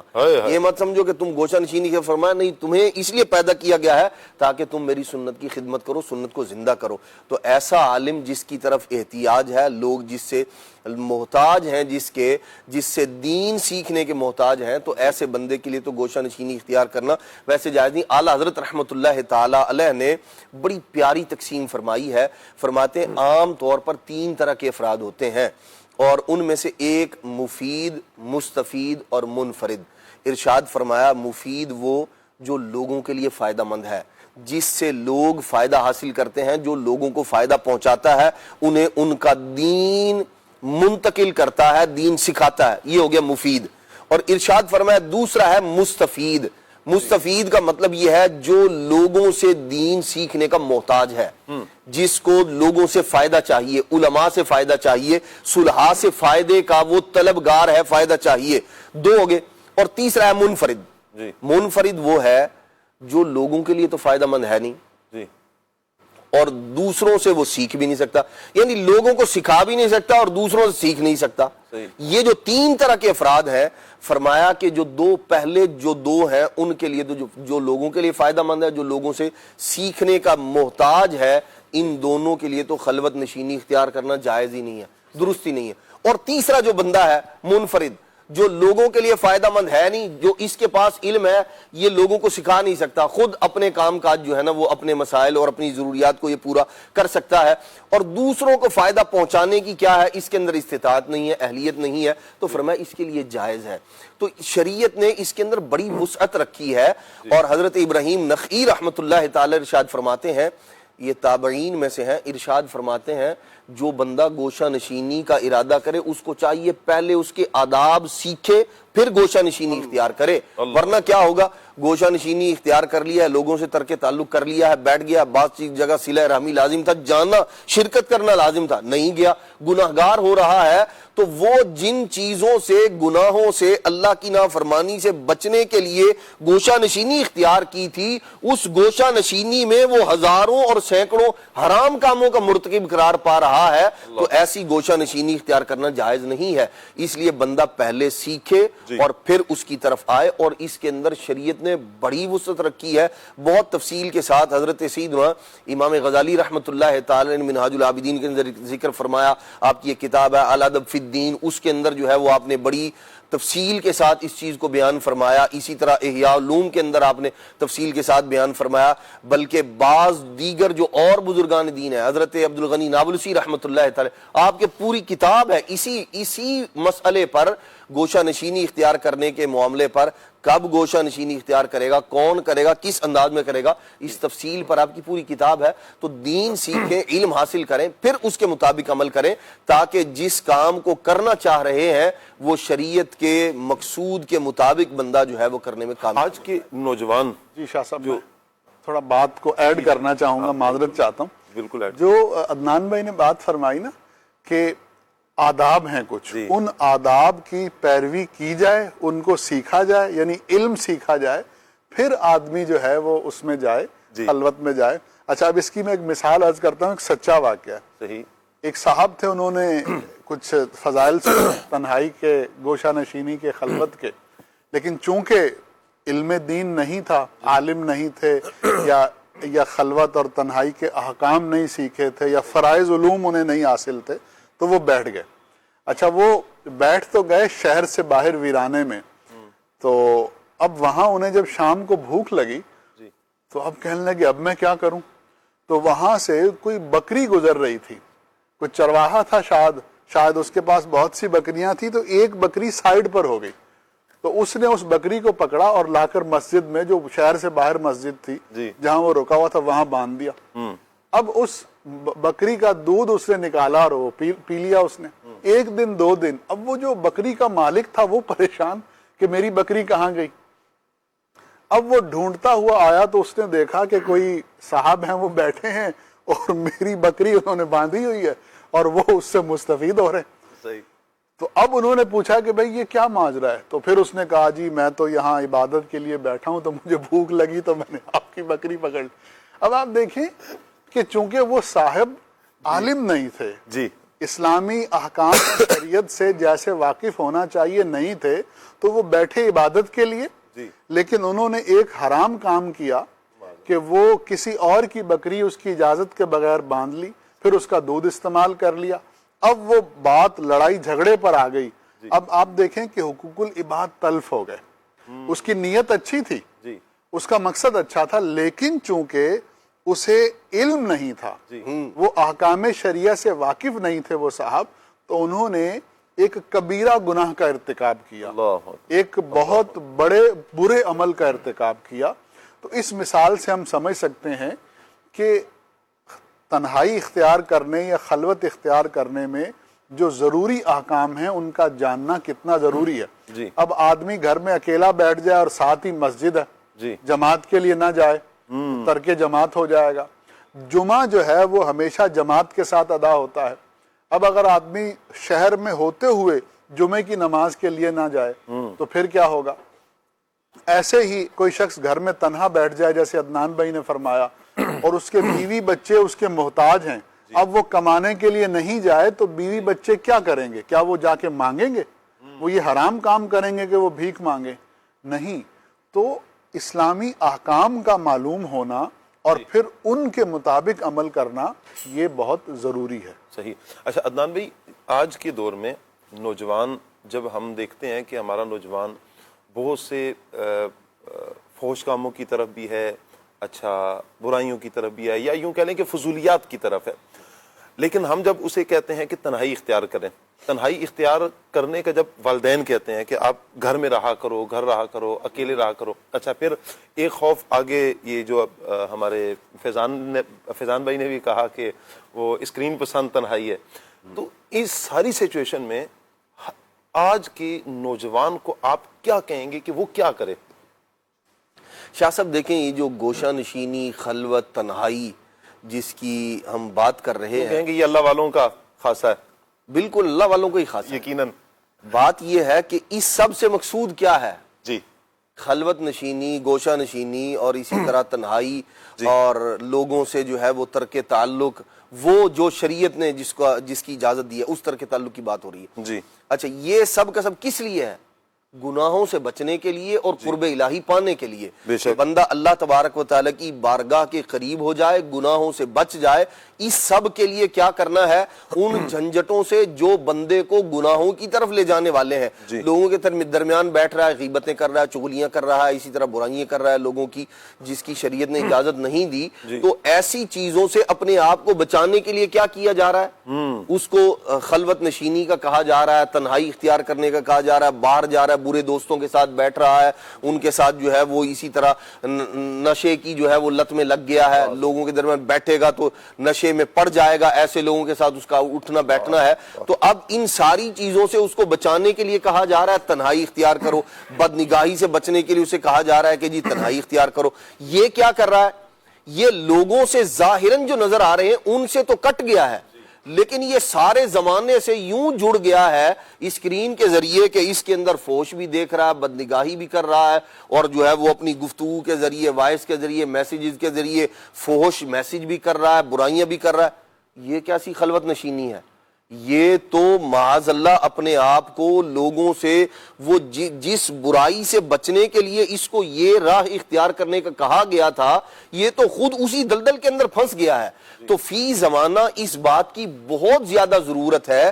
بارہا ایسا ہوتا ہے معاشرے میں، ایسے کئی نوجوان ملیں گے جن کو یوں لوگوں سے کٹنے کا کہا گیا اور وہ کٹ کے یوں برائیوں کے ساتھ جڑ گئے اور برے لوگوں کے ساتھ جڑ گئے کہ ان کی وہ تنہائیاں۔ اسی لیے ایک شخص نے کسی اللہ والے سے کہا کہ میرے لیے دعا کیجئے، تو انہوں نے کہا اللہ تمہاری تنہائیوں کو بہتر کر۔ تو واقعی تنہائیوں کا بہتر ہونا، تنہائیوں کا گناہوں سے پاکیزہ ہونا، اجلا اور ستھرا ہونا، یہ بہت ضروری ہے، اور اس کے لیے کیفیت وہ ہونی چاہیے جو حسن رضا خان صاحب رحمۃ اللہ تعالی نے ارشاد فرمائی ہے، دل میں ہو یاد تیری گوشہ تنہائی، دل میں اللہ کی یاد ہو، اس کے محبوب علیہ الصلوۃ والسلام کی یاد ہو. اب گوشہ تنہائی ہو نا، یہ محمود ہے، یہ پسندیدہ ہے، یہ وہ ہے جو اللہ تبارک و تعالی کے نیک بندوں کا طریقہ رہا ہے، وہ لوگوں سے کٹ کر. بلکہ یہ وہ تنہائی ہے شاہ صاحب، حقیقت عرض کروں، یہ وہ تنہائی ہے، یہ ہزاروں کے مجمع میں ہونے کے باوجود بھی یہ تنہا ہوا کرتے تھے، اس لیے کہ دل میں اللہ کی یاد ہے، اس کے محبوب علیہ الصلوۃ والسلام کی یاد ہے. اور پھر جب بندے کی لو لگی ہو تو پھر دنیا کے اندر اس کے ارد گرد کیا ہو رہا ہے. ایسے بہت سارے افراد ہم اپنے معاشرے کے اندر جو نیک لوگ ہیں ان کو دیکھتے ہیں یا ان کے واقعات پڑھتے ہیں، تو ایسی تنہائی اختیار کیجئے جس کے اندر اللہ کی یاد ہے، نبی پاک علیہ الصلوۃ والسلام کی یاد ہے، جس کے اندر ذکر مدینہ، فکر مدینہ، تصور مدینہ ہے، اور اس کے بعد اللہ کی بارگاہ میں آنسو بہانا ہے. یہ سب کا سب مقصود ہے. اگر یہ آپ لوگوں کے درمیان بیٹھ کر یہ کر رہے ہیں، کب بھی تنہائی میں ہے.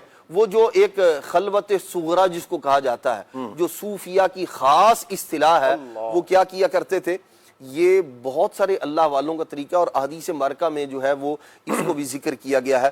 وہ کیا کرتے تھے، ایک چادر لے کر ایسے یوں کر کے اپنے سر پہ ڈال لی، اور اب جو لو لگی ہے نا وہ اللہ کی بارگاہ کی جانب لے، رب کی یاد ہے. اب زمانے سے بیگانہ ہو کر بندہ جو ہے نا وہ اللہ تبارک تعالیٰ کی بارگاہ میں حاضر ہے، اس کے محبوب علیہ السلام کو یاد کر رہا ہے. پھر وہ جو پاکیزہ تصورات ہیں جن کا بندے کے دل دماغ میں آ جانا اس کے دل و دماغ کو روشن، منور اور معطر کر دیا کرتا ہے، اور جو شریعت کو پسندیدہ ہے، پھر بندہ اس دنیا میں اس کیفیت میں چلا جاتا ہے.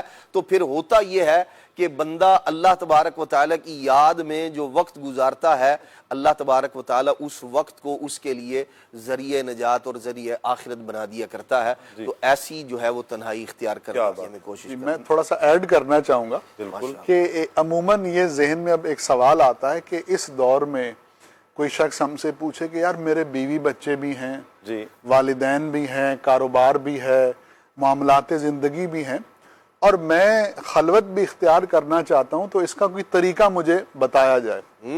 تو بزرگان دین کے جو معمولات ہم نے دیکھے ہیں تو ان میں یہ ہے کہ وہ روزی روٹی بھی کماتے تھے، وہ اپنے گھر والوں کو بھی وقت دیتے تھے، اور اس کے ساتھ ساتھ وہ اپنے دن میں کچھ وقت ایسا ضرور رکھتے تھے جس میں وہ تنہا ہوتے تھے.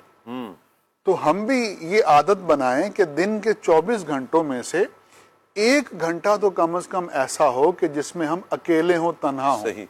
تو وہ اوقات مختلف ہیں.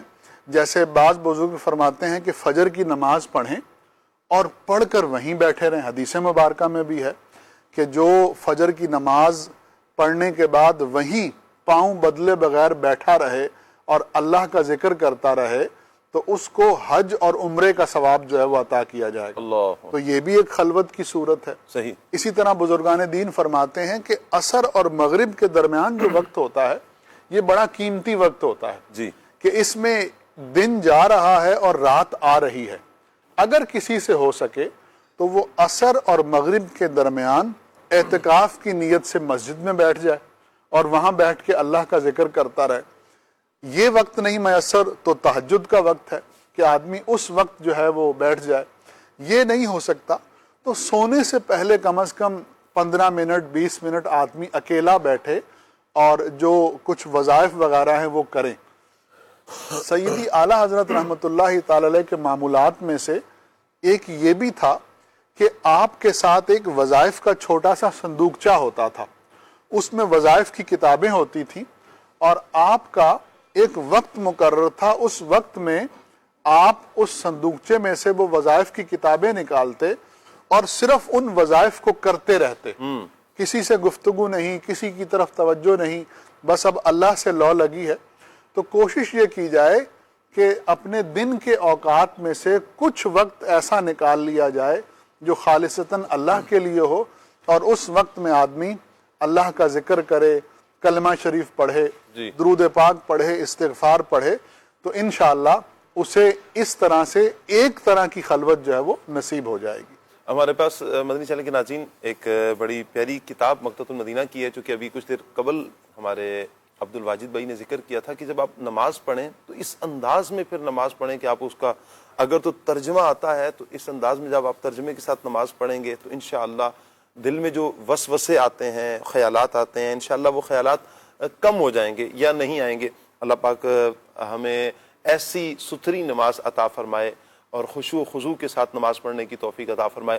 تو یہ سیکھنا بھی ہم نے، تو بڑی پیاری کتاب ہے المدینہ العلمیہ کی، بڑی پیاری کاوش ہے، مکتبۃ المدینہ سے آپ کو یہ مل جائے گی، نماز کا مختصر طریقہ اور 40 مسنون دعائیں۔ آپ یہ ملاحظہ بھی فرما رہے ہیں، نماز کا مختصر طریقہ مع 40 مسنون دعائیں، 40 دعائیں بھی، مسنون دعائیں بھی آپ کو مل جائیں گی، نماز کا مختصر طریقہ بھی اس میں لکھا ہوا ہے اور پھر یہ ترجمے کے ساتھ بھی ہے۔ تقریباً یہ 40 روپے کا مکتبۃ المدینہ سے آپ کو یہ رسالہ مل جائے گا، اس کو ضرور حاصل کیجئے اور اس کا مطالعہ بھی ضرور کیجئے۔ اللہ تعالی ہمیں عمل کرنے کی توفیق عطا فرمائے۔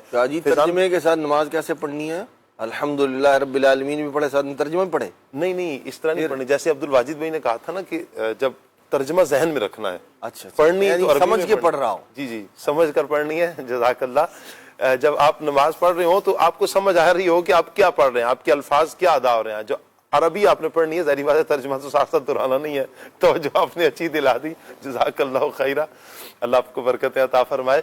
تو آپ کو سمجھ میں آئے کہ آپ کیا پڑھ رہے ہیں، اللہ پاک کی بارگاہ میں کیا مناجات کر رہے ہیں، تو آپ اس کے لیے یہ کتاب، یہ رسالہ آپ ضرور حاصل کیجئے۔ اللہ پاک ہمیں عمل کی توفیق عطا فرمائے۔ فیضان بھائی کی طرف بڑھتے ہیں۔ فیضان بھائی یہ ارشاد فرمائے کہ کیا کوئی ایسی تنہائی بھی ہے کہ جو بندے کو مایوسی کی طرف لے کر جاتی ہے؟ پھر یہ تنہائی کیسی ہے؟ جی ہاں بالکل، بعض تنہائیاں انسان کو مایوسی کی طرف بھی لے کر چلی جاتی ہیں۔ جی اصل میں ہوتا یہ ہے کہ تنہائیاں جب ایسی ہو نا کہ جب بندے کے ساتھ اگرچہ مجمع ہو، یعنی لوگوں کے ساتھ ظاہری طور پر وہ موجود ہو، جی لیکن اسے جن لوگوں کی مدد کی ضرورت ہے، جن لوگوں کی حاجت کی ضرورت ہے، جی جن لوگوں کے سہارے کی ضرورت ہے، وہ لوگ اس سے دور ہو جائیں، صحیح، یا وہ لوگ اس کی مدد کرنا چھوڑ دیں، یا اس کا جو سہارا تھا وہ سہارا اس سے ختم ہو جائے۔ اب ایسی کیفیت میں جب انسان تنہا ہو جاتا ہے کہ بظاہر اسے ایسا لگ رہا ہوتا ہے کہ میں اکیلا ہو گیا ہوں، جی میرا ساتھ لوگوں نے، دنیا والوں نے چھوڑ دیا ہے، جی اور اب مصیبتیں ہیں، یہ پریشانیاں ہیں، غم ہے، اور میں اکیلا ہوں، میرے ساتھ دنیا کا کوئی فرد میری مدد کے لیے، میری ہیلپ کے لیے موجود نہیں ہے۔ دیکھیں اس میں دو چیزیں ہیں، اولاً تو ایک دنیا ہے، اس کا ایسے شخص کے ساتھ کیا تعلق ہونا چاہیے۔ پچھلے مدنی مذاکرے میں امیر اہل سنت نے اس پر کافی تفصیلی گفتگو فرمائی کہ جب انسان کسی بڑی بیماری میں مبتلا ہو جاتا ہے صحیح، تو ایک وقت آتا ہے کہ لوگ اس کے پاس ابتدائی چند دن میں اس کے پاس آتے ہیں، اس کی عیادت کرتے ہیں، پھر آہستہ آہستہ اس سے لوگ کٹنا شروع ہو جاتے ہیں، ان کی بیماری جو ہے وہ ایک عرصہ پکڑ چکی ہوتی ہے، ایک طویل عرصے سے وہ بیمار ہوتا ہے۔ اب جب سب لوگ اس سے دور ہو جاتے ہیں، یہاں تک کہ ایون گھر والے بھی اسے اگنور کرنا شروع کرتے ہیں، تو یہ جو اگنور کرنا ہے نا، یہ انسان کو ایسی تنہائی میں ڈال دیتا ہے کہ اگرچہ وہ ایک کمرے میں ہے، ساتھ والے کمروں سے آوازیں آ رہی ہیں اور سارے لوگ موجود ہیں، لیکن جو اگنور کیا جا رہا ہے نا اس کو، یہ اگنور کیا جانا اسے اداسی کی طرف اور پھر اپنی زندگی سے مایوسی کی طرف لے جاتا ہے۔ اللہ، سب سے پہلے تو ہونا یہ چاہیے کہ اگر کوئی ایسی بیماری میں مبتلا ہے جی تو آس پاس جو رشتہ دار ہیں، جو گھر والے ہیں، وہ اسے تنہا نہیں چھوڑیں، اسے اگنور نہ کریں، اس کا ساتھ دیں اور اسے کمپنی دیں۔ تو اس سے ہوگا یہ کہ ممکن ہے کہ وہ بیماری اس کی جو ہے وہ ختم ہو جائے۔ جی اور اسی طرح اگر کوئی کسی مشکل میں پھنسا ہوا ہے، جی آپ کا بھائی ہے، آپ کا دوست ہے، تو اسے فون کریں، اس سے اس کے حالات پوچھیں۔ آپ اس کی مدد نہیں کر سکتے، چند اچھے جملے کہہ دیں، جی تو یہ آپ کے چند اچھے جملے کہنا جو ہے وہ اس کی ہمت بڑھا دے گا۔ اب اس میں دوسرا پہلو یہ ہے کہ جو ایسا شخص ہے اس کے لیے کیا ہونا چاہیے؟ جی کیا وہ اپنی زندگی سے مایوس ہو جائے؟ کیا وہ اپنی ہمت کو ختم کر دے؟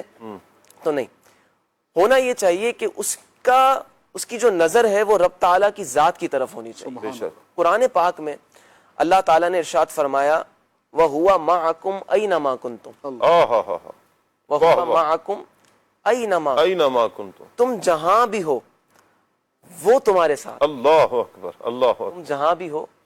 تو تنہائی میں جب بندہ بیٹھ کر اس آیت پر غور کرے نا، وَهُوَ مَعَكُمْ أَيْنَمَا كُنْتُمْ، وہ تمہارے ساتھ واہ واہ. جہاں بھی ہو. سبحان اللہ. اگر تمہیں لوگوں نے چھوڑ دیا ہے تو کیا ہوا، وہ تو تمہارے ساتھ ہے. کوئی تمہاری مدد نہیں کر رہا تو کیا ہوا، وہ تو تمہارے ساتھ ہے. کوئی تمہاری ہیلپ نہیں کر رہا، کوئی تمہارا سہارا نہیں بن رہا تو کیا ہوا، وہ تو تمہارے ساتھ ہے. تو اللہ تعالیٰ اپنی علم و قدرت کے ساتھ بندے کے ساتھ موجود ہے.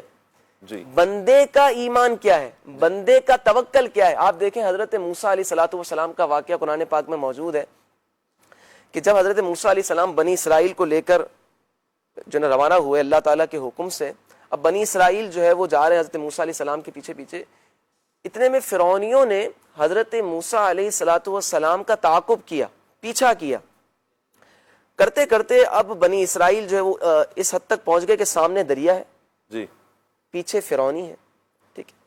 اب یہ قرآن پاک نے جو اس واقعے کو بیان کیا، فرمایا فلما ترا الجمعان قال اصحاب موسیٰ انا لمدرکون، کہ جب دونوں لشکر آمنے سامنے ہوئے تو اصحاب موسیٰ جو تھے، جو بنی اسرائیل تھے، انہوں نے حضرت موسیٰ علیہ السلام سے عرض کی کہ انا لمدرکون، ہمیں تو پا لیا گیا، یعنی ہم تو ختم ہو گئے، اب تو ہم تباہ ہو گئے. ان کے آگے دریا ہے، جی. پیچھے فرعونی ہے، اور ہمارے ساتھ کوئی بظاہر مدد کی صورت نظر نہیں آ رہی. جی. اب ایسے میں حضرت موسیٰ علیہ الصلوۃ والسلام نے جو انہیں جواب دیا اس پر اگر ہم غور کریں، فرمایا قال کلا، جی. نہیں، ہرگز. فرمایا ایسا ہرگز نہیں ہے. ان معی ربی سیہدین، واہ واہ. میرا رب میرے ساتھ ہے، وہ ابھی مجھے راستہ دکھائے گا. کیا بات ہے. سیہدین، واہ وہ واہ. ابھی مجھے راستہ دکھائے گا. اللہ اکبر. پھر ہوا کیا، قرآن فرماتا ہے فَأَوْحَيْنَا إِلَى مُوسَىٰ أَنِ اضْرِب بِعَصَاكَ الْبَحْرَ، ہم نے موسیٰ علیہ الصلوۃ والسلام کی طرف وحی کی کہ اے موسیٰ اس دریا میں اپنا عصا مارو. فَانْفَلَقَ فَكَانَ كُلُّ فِرْقٍ كَالطَّوْدِ الْعَظِيمِ. واہ.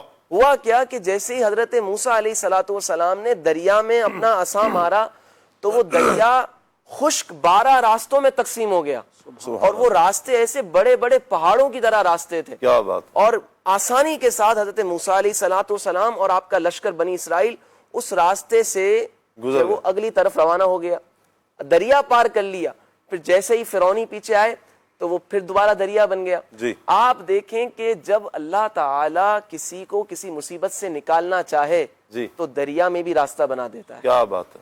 بہت خوب. انسان یہ غور کرے کہ اگر رب میری مدد کرنا چاہے گا اور اگر میرے نصیب میں یہ مشکل حل ہونا ہوگی تو مجھے پوری دنیا چھوڑ دے. اللہ کی مرضی اور منشا اگر یہ ہے کہ اللہ تعالیٰ اس مشکل سے، اس پریشانی سے نکلنا ہے، پھر اللہ تعالیٰ دنیاؤں میں بھی راستے بنا. بڑا پیارا آپ نے جملہ حضور علیہ الصلوۃ والسلام آپ دیکھیں صدیق اکبر کے ساتھ موجود ہیں. جی. ٹھیک ہے، اکیلے جی. آپ ہیں اور صدیق اکبر کی ذات ہے، اور کفار آپ کا تعاقب کر رہے ہیں، یہاں تک کہ غار کے منہ پر آ گئے.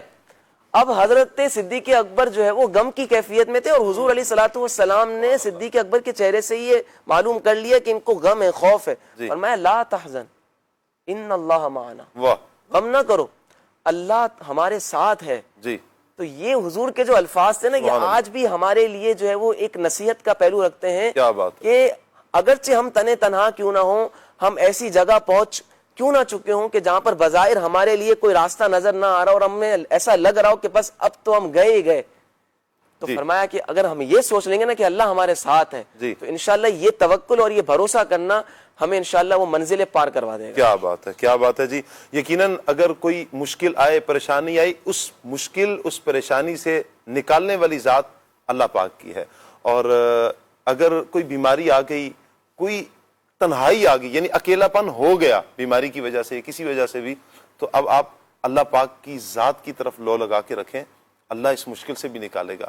یہ وقت بھی گزر جائے گا، یہ مشکل بھی ختم ہو جائے گی، یہ بیماری بھی کٹ جائے گی، اس دکھ نے، اس درد نے، اس تکلیف نے بھی چلے جانا ہے. اللہ اپنی رحمتوں کے بسیرے بھی ضرور عطا فرمائے گا. کچھ میسج بھی ہیں، کچھ کالز بھی ہیں، آئیے کال لیتے ہیں. میرا نام محمد حسن ظفر ہے، میں جنگ سے بات کر رہا ہوں۔ میں آپ کو تلبیہ سنانا چاہتا ہوں۔ لبیک اللہم لبیک، لبیک لا شریک لک لبیک، ان الحمد والنعمت لک والملک لا شریک لک۔ دعوت اسلامی زندہ باد۔ کیا بات ہے جی، بہت شکریہ۔ اگلی کال دیجیے۔ محمد شریف خالیہ شہر ضلع منڈی بہت دن سے رکھتا رہا ہوں۔ نعت خان اسلامی بھائی سے عرض ہے کہ مجھے یہ نعت سنا دے کہ مقصود سے پاتے ہیں سب پانے والے۔ جزاک اللہ خیرہ۔ آمین آمین ویاک، اللہ سلامت رکھے آپ کو۔ اگلی کال دیجیے۔ اخلاق اتاری راولپنڈی سے بول رہا ہوں۔ ماشاءاللہ کھلے آنکھ صلی اللہ کہتے کہتے میں شاہ صاحب کی آمد مرحبا۔ شاہ صاحب سے یہ عرض ہے کہ حج کے موضوع پر کوئی پنجابی کلام سنا دیں۔ جی شاہ صاحب، حج کے موضوع پر پنجابی کلام اتنا ہی آپ سنائیں گے؟ حج کے موضوع پر پنجابی کلام؟ چلیں جی اگلی کال لیتے ہیں۔ میرا نام محمد حسن ظفر ہے، میں جنگ سے بات کر رہا ہوں۔ آپ مجھے ایک نعت سنا دیجیے گا۔ ہو کرم سرکار اب تو ہو گئے غم بے شمار۔ بہت شکریہ۔ اگلی کال دیجیے۔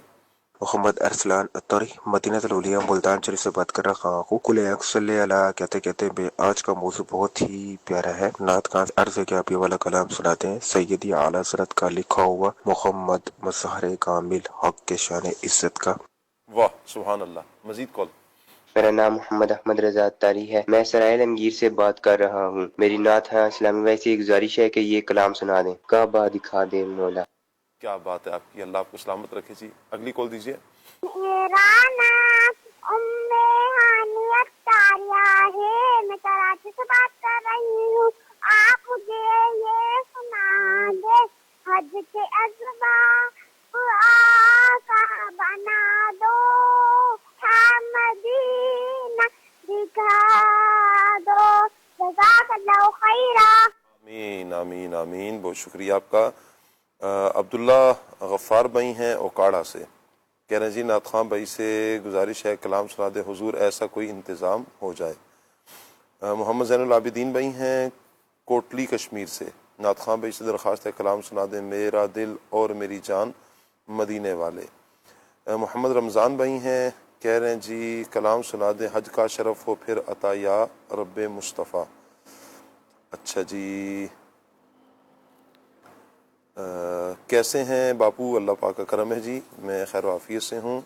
اچھا جی، آپ کے ہاں کہہ رہے ہیں جی بھانجی کی ولادت ہوئی ہے، اللہ تعالیٰ آپ کی بھانجی کو صحت والی، سلامتی والی، عافیت والی، نیکیوں والی درازی عمر بالخیر عطا فرمائے، اسے نیک پرہیزگار بنائے۔ اچھا ایک میسج ہے، میرے بھائی کو کینسر ہوا ہے، اللہ اکبر اللہ اکبر، اللہ پاک رحمت کی نظر فرمائے، اللہ آپ کے بھائی کو شفائے کاملہ عاجلہ نصیب فرمائے۔ تلاگنگ سے میسج ہے، شاہ صاحب اللہ پاک آپ کو سلامت رکھے جی، آمین آمین۔ اللہ پاک کی یاد میں رونے والوں کے بارے میں کچھ ارشاد فرمائیں، تنہائی میں کس طرح اللہ پاک کو یاد کریں، انداز کیا ہو؟ نعت سننی ہے، دل میں ہو یاد تیری گوشہ تنہائی ہو۔ انشاءاللہ اس پر ہم عدنان بھائی سے گفتگو کریں گے، اللہ والوں کا انداز کیا تھا اور کس انداز میں اللہ پاک کی یاد میں رویا جائے انشاءاللہ۔ موضوع تنہائی بہت اہم ہے، تنہائی میں شیطان انسان کو ورغلاتا ہے، اللہ پاک ہم سب کو شیطان کی شر سے محفوظ فرمائے، تنہائی اللہ اور رسول اکرم صلی اللہ علیہ وسلم کی یاد میں گزارنے کی توفیق عطا فرمائے۔ نعت سن کر بہت اچھا لگا، اللہ پاک سلامت رکھے، بہت شکریہ جی۔ احمد رضا بھائی ہیں لاہور سے، کہہ رہے ہیں جی سلسلہ بہت اچھا ہے، نعت خواں بھائی سے گزارش ہے کلام سنا دیں، مینو شوق مدینے جامندہ۔ اچھا جی، سید محمد نور الحسن گیلانی صاحب ہیں، کیا حال ہے جی آپ کا؟ اللہ پاک کا بہت کرم ہے جی، دامن مصطفیٰ ہاتھوں میں، پروگرام بہت اچھا ہے، فرمائش ہے آنکھوں کا تارا نام محمد۔ ہم قصور سے ہیں، نعت سننی ہے جی، ہو کرم سرکار اب تو ہو گئے غم بے شمار۔ ایک کلام کی فرمائش ہے، یا رب سوئے مدینہ مستانہ بن کے جاؤں۔ اچھا جی، آج کل کی تنہائی بہتر ہے اگر تنہائی اچھی ہو، کوئی دینی کتاب پڑھ لیں، کوئی عبادت کر لیں، یہ بہتر ہے۔ اس سے جو لوگوں کے ساتھ بیٹھ کر آج کل گناہ ہو رہے ہیں، جب بھی کسی کے ساتھ بیٹھو تو یا تو کسی کی غیبت ہونے لگتی ہے یا تو کوئی فضول گفتگو شروع ہو جاتی ہے، چغلی، طنز، بہتان، اس طرح کا۔ چلیں، اچھا میسج ہے الحمدللہ کہ گفتگو بھی ہماری یہی ہو رہی ہے کہ ایسی تنہائی ہی اختیار کی جائے گی کہ جس میں اللہ اور اس کے رسول کو یاد کیا جائے گا، اور یہ تنہائی اس جلوت سے بہتر ہے کہ جس جلوت میں لوگوں کے ساتھ بیٹھ کر اللہ کی نافرمانی کی جاتی ہے. ایسے لوگوں سے پھر یعنی جہاں آپ کو خوف ہو کہ جہاں لوگوں کے ساتھ بیٹھ کر گناہ ہوں گے تو ایسے تو بچنا ہی بہتر ہے. بڑا پیارا آپ نے پیغام دیا ہے. اچھا جی پروگرام بہت اچھا ہے. اچھا جی کلام سنا دیں اب تو بس ایک ہی دن ہے کہ مدینہ دیکھوں. بہت شکریہ آپ کا جی. پروگرام بہت اچھا ہے, موضوع بہت اچھا ہے. عبد الواجد بھائی کی گفتگو بھی کمال کی ماشاءاللہ, اس موضوع کے حوالے سے بہت عمدہ ہے. دعاؤں کی التماس ہے جی. بہت شکریہ عبد الواجد بھائی آپ کا, اللہ سلامت رکھے جی. طاہر اتاری ہیں ضلع بکھر سے, کہہ رہے ہیں جی کلام سنا دیں یا رب یا مصطفیٰ خیر الورا تیرے جیا کوئی نہیں. اچھا جی میرے پیر دی ہر دم خیر ہوئے, اس کلام کی فرمائش بھی آئی ہے. حاجیوں کے بن رہے ہیں قافلے, پھر یا نبی اس کلام کی بھی فرمائش آئی ہے. دعا بھی دی گئی ہے کہ اللہ پاک مزید پروگرام کو برکتیں عطا فرمائے. بہت شکریہ آپ کا, اللہ آپ کو دونوں جہانوں کی بلائیاں عطا فرمائے جی جو پروگرام دیکھتے ہیں. اور پھر گزارش یہی ہے مدنی چینل کے ناظرین کہ اس نیکی کی دعوت کو آپ نے آگے شیئر بھی لازمی کرنا ہے. جنہوں نے ابھی تک شیئر نہیں کیا یہ پروگرام تو آپ ضرور آگے شیئر بھی کیجئے. اچھا جی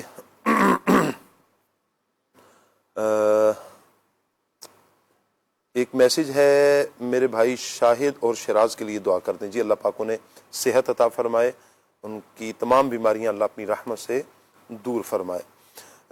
سلام کر رہے ہیں جی آفتاب رضا بھائی, اور یہ بنگلہ دیش سے ہیں. بہت شکریہ آپ کا جی. نعت سننی ہے انہوں نے یا ربنا. اچھا جی ایک اور میسج ہے محمد ولید بھائی کا, کلام سنا دیں صبح طیبہ میں ہوئی. اچھا جی فیض عربی بھائی ہیں, یہ کہہ رہے ہیں جی سمجھنے والے اس کلام کا لطف لیں گے جو آپ نے شروع میں کلام پڑھا اعلیٰ حضرت امام علیہ سنت کا. بہت شکریہ آپ کا جی. آصف بھائی ہیں, بہت شکریہ آپ کا حوصلہ افزائی فرمانے کا.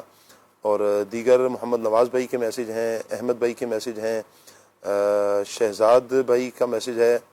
اچھا جی آصف بھائی کے مزید میسیجز ہیں. اللہ پاک سب کو سلامت رکھے.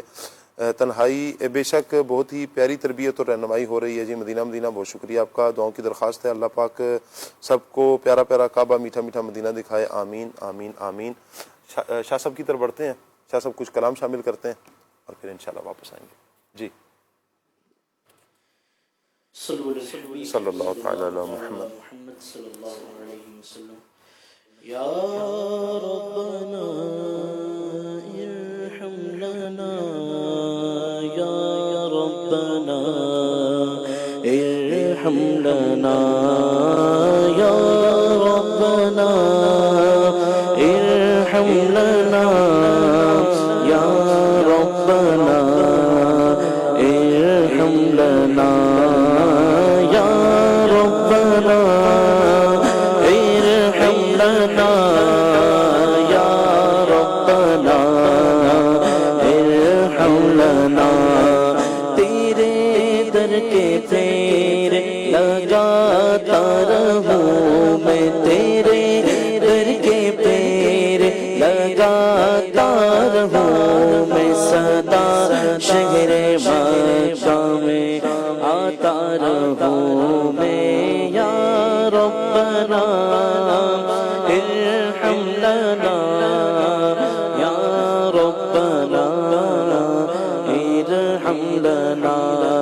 الہی میں پھرتا رہوں گرد کعبہ, الہی میں پھرتا رہوں گرد کعبہ, یوں قسمت کی گردش مٹاتا رہوں میں, یوں قسمت کی گردش مٹاتا رہوں, سدا شہر مکہ آتا رہوں میں. یا ربنا ارحم لنا یا ربنا ارحم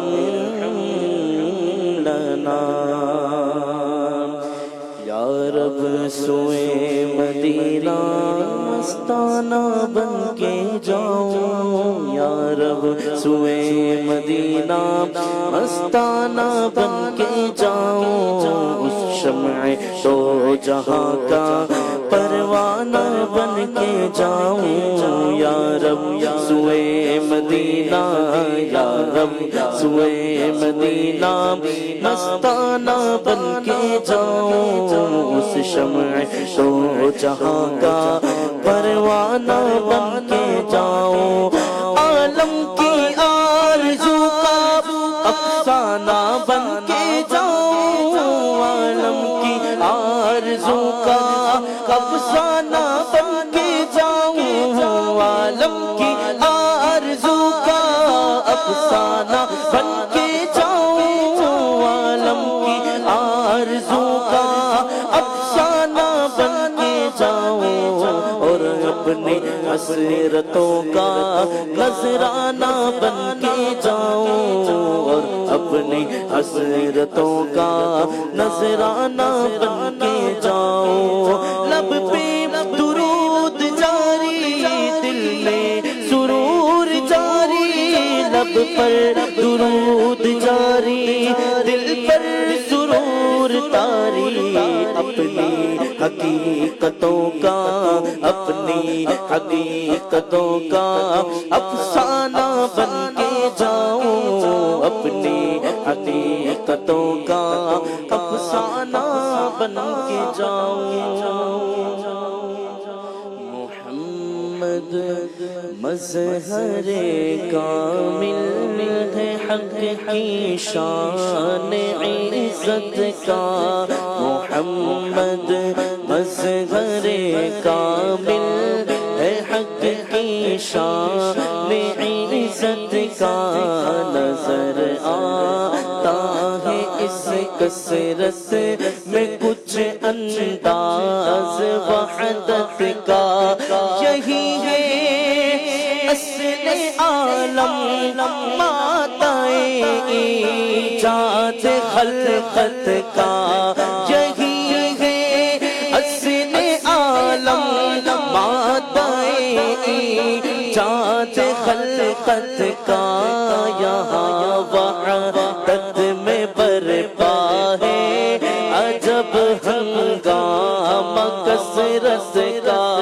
یہاں وحدت میں برپا ہے عجب ہنگامہ کثرت کا، گدا بھی منتظر ہے خلد میں نیکوں کی دعوت کا، گدا بھی منتظر ہے خلد میں نیکوں کی دعوت کا، خدا دن خیر سے لائے سخی کے گھر ضیافت کا، خدا دن خیر سے لائے سخی کے گھر ضیافت کا، صف ماتم اٹھے خالی ہو زندہ ٹوٹی زنجیریں، گناہگاروں چلو مولا نے در کھولا ہے جنت کا، گناہگاروں چلو مولا نے در کھولا ہے جنت کا، نہ رکھی کل کے جوش حسن نے گلشن میں جا باقی چٹکتا پھر کہاں گنجا کوئی باغ رسالت کا، چٹکتا پھر کہاں گنجا کوئی باغ رسالت کا، محمد مظہر کامل ہے حق کی شان عزت کا، نظر آتا ہے اس کثرت میں کچھ انداز وحدت کا، میں اکیلا اور مسائل زندگی کے بے شمار، میں اکیلا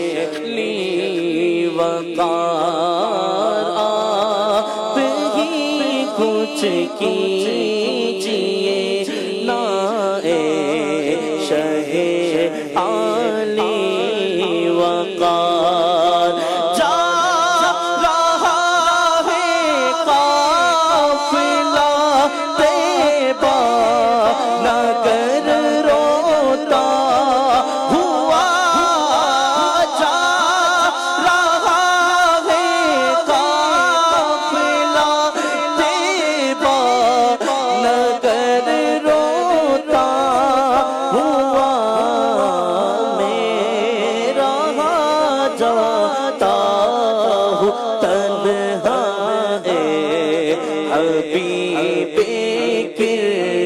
کردگار میں رہا جاتا ہوں تنہا حبیب کردگار ہو کرم سرکار اب تو ہو گئے غم بے شمار دل میں ہو یاد تیری گوشائے تنہائی ہو پھر تم خلوت میں عجب انجمن آرائی ہو دل میں ہو یاد تیری گوشائے تنہائی ہو آج جو عیب کسی پر نہیں کھلنے دیتے آج جو عیب کسی پر نہیں کھلنے دیتے کب وہ چاہیں کہ میری حشر میں رسوائی ہو کب وہ چاہیں کہ میری حشر میں رسوائی ہو دل میں ہو یاد تیری گوشائے تنہائی ہو بند جب خواب اجل سے ہو حسن کی آنکھیں اس کی نظروں میں تیرا جلوائے زیبائی ہو اس کی نظروں میں تیرا جلوائے زیبائی ہو دل میں ہو یاد تیری شاید تنہائی ہو اللہ تعالیٰ ہمیں ایسی تنہائی نصیب فرمائے کہ جس میں اللہ اور اس کے رسول صلی اللہ علیہ وآلہ وسلم کی یاد ہے. عدنان بھائی، جو ہمارے اسلامی بھائی نے میسیج کیا تھا کہ کیسے وہ تنہائی اختیار کی جائے یا اللہ والوں کا انداز کیسا تھا کہ جس میں اللہ پاک کا خوف بھی نصیب ہو، آنکھوں میں آنسو بھی رواں ہوں، عشق مصطفیٰ میں بھی اضافہ ہو، ہمارے اسلاف کا انداز کیسا تھا، کیا فرمائیں گے؟ شاہ صاحب، جب ہم تنہائی کی اہمیت کو سمجھ لیں گے، ظاہر تنہائی سے وہی تنہائی مراد ہے جو شریعت میں محمود اور پسندیدہ ہے، تو انشاءاللہ الرحمن پھر اس کی طرف آئیں گے بھی. دیکھیں، ہمارے معاشرے میں بہت سارے ایسے افراد ہیں جو تنہائی پسند یوں ہیں کہ آپ دیکھیں گے کہیں کونے کھانچے میں 10 کہیں کسی محفل میں کسی مجلس میں 150 10 15 افراد موجود ہیں، لیکن ان میں سے کئی ایک ایسے ہوں گے جن کی اپنی ہی دنیا ہوتی ہے. اپنی دنیا سے مراد یہ ہے موبائل لے کر وہ تنہائی پسند ہے. اور آپ دیکھیں ایک تعداد ایسے لوگوں کی بھی ہوگی جو اپنی اسکرین پر دوسرے بندے کی نگاہ بھی برداشت نہیں کرتے. یہ کیا ہے؟ یہ کیسی تنہائی ہے؟ اس پر بھی غور کرنے کی ضرورت ہے، اہمیت کو۔ ہم میں سے بہت سارے افراد ہیں، یعنی ایسا نہیں کہ جی اب کون تنہائی اختیار کرے، کیے ہوئے ہیں ہم لوگ، لیکن اس تنہائی میں ہم لوگ کیا دیکھ رہے ہیں، کیا سوچ رہے ہیں، اور کیا ہمارا جو ہے وہ ذہن ہے۔ اللہ کے پیارے محبوب صلی اللہ تعالیٰ علیہ وآلہ وسلم نے فرمایا، اور جو اسلاف کا انداز تھا وہ بھی عرض کرتا ہوں، ان کی جو تنہائیاں تھی وہ کیا ہوا کرتی تھی، وہ لوگوں سے کٹ کر وہ دین کی خدمت کیا کرتے تھے۔ امام غزالی رحمۃ اللہ تعالیٰ علیہ نے اگر کچھ عرصہ گوشہ نشینی اختیار کی ہے تو احیاء علوم کی 4 جلدیں امت کو عطا فرمائی ہیں، اور تفسیر قرآن کی 40 جلدیں عطا فرمائی ہیں۔ اسی طرح حضرت امام مالک رحمۃ اللہ تعالیٰ علیہ نے اگر گوشہ نشینی اختیار کی ہے تو اس کے اندر کتنا انہوں نے امت کے لیے لکھ کر اور دیگر جو ہے وہ مسائل لوگوں کے لیے چھوڑے ہیں جو ان کے لیے رہبر و رہنما ہیں۔ حضرت سیدنا امام جعفر صادق رحمۃ اللہ تعالیٰ علیہ اگر انہوں نے گوشہ نشینی اختیار کی ہے، بلکہ آپ کا گوشہ نشینی اختیار کرنا ہوا تو لوگ آپ کے پاس آئے کہ جی آپ نے یہ لوگوں کے ساتھ ترک تعلق کر لیا ہے، یوں یعنی جا کر بیٹھنا اور یہ سارا معاملہ نہیں ہے، تو آپ نے پھر اس کی وجوہات بیان فرمائی کہ میں اس وجہ سے لوگوں سے الگ ہو گیا ہوں، اور پھر اس کے اندر جو آپ نے دینی خدمت کی ہے تو ان لوگوں کی تنہائیاں وہ تھیں جو ہماری جلوت سے بہت بہتر تھیں۔ لوگ جو ہے وہ لوگوں کے درمیان رہ کر اپنا وقت ضائع کرتے ہیں، گناہوں کے اندر جو ہے وہ پڑے رہتے ہیں۔ دیکھیں یہ ساری کی ساری باتیں وہ ہر لوگوں کے درمیان بیٹھنے والا بندہ گناہ ہی گناہ کر رہا ہے ایسی بات نہیں ہے، ہر تنہائی میں بیٹھنے والا بندہ جو ہے وہ فوش ہی دیکھ رہا ہے، فوش کلامی کر رہا ہے ایسی بات نہیں ہے، جو کر رہا ہے اس کو نہیں کرنا چاہیے۔ اللہ کے پیارے محبوب صلی اللہ تعالیٰ علیہ وآلہ وسلم نے فرمایا میں اپنی امت میں سے ان قوموں کو جانتا ہوں جب وہ قیامت کے دن آئیں گے تو ان کی نیکیاں تہامہ پہاڑ کے برابر ہوں گی، ان کی مانند ہوں گی، لیکن اللہ تعالیٰ انہیں روشن دان سے جہاں سے سورج کی کرنیں آ رہی ہوتی ہیں نا تو وہاں باریک باریک ذرات جو ہے وہ نظر آ رہے ہوتے ہیں۔ اللہ کے محبوب علیہ الصلوۃ والسلام نے ارشاد فرمایا اللہ کریم ان کی بڑی بڑی نیکیوں کو ایسا بے وقت کر دے گا۔ تو صحابہ کرام علیہ مردوان نے عرض کی یا رسول اللہ ہمارے سامنے ان لوگوں کا صاف صاف احوال بیان فرمائیے تاکہ ہم معلومات نہ ہوتے ہوئے ان لوگوں میں شریک نہ ہو جائیں۔ تو اللہ کے پیارے محبوب علیہ الصلوۃ والسلام نے فرمایا وہ تمہارے بھائی ہوں گے، ہم قوم ہوں گے تمہارے ہم قوم ہوں گے، راتوں کو تمہاری طرح عبادت کریں گے، لیکن وہ لوگ تنہائی میں برے افعال کے مرتکب ہوں گے، عبادت گزار بھی ہوں گے، نیکیاں بھی کریں گے، لیکن تنہائیاں جو ہے وہ گناہوں پر مشتمل ہوں گی۔ تو بہت ضرورت ہے اس بات کی، جیسے جیسے لوگوں سے کٹ کر تنہائیاں پسند ہوتے چلے جا رہے ہیں، اس تنہائی کے اندر وہ کر کیا رہے ہیں اس پر غور کرنے کی ضرورت ہے۔ وہ کام کیجئے جو اسلاف کا تھا، رب کو یاد کیجئے، نبی پاک علیہ السلام کی یاد ہو، یہ وہ تنہائی ہے جو بندے کو اللہ تبارک و تعالیٰ کے قریب کر دینے کیا بات ہے۔ حضرت سیدنا کعب الاحبار رحمۃ اللہ تعالیٰ علیہ نے فرمایا ہے کہ جس نے ایک رات بھی اللہ کریم کی ایسی عبادت کی کہ اسے کوئی جاننے والا نہ دیکھے تو وہ گناہوں سے ایسے نکل گیا کہ جیسے اپنی رات سے نکل جاتا ہے، دن اپنی رات سے نکل جاتا ہے۔ اچھا، تنہائی میں کیے جانے والے اعمال کیا ہیں، کیا کر سکتے ہیں؟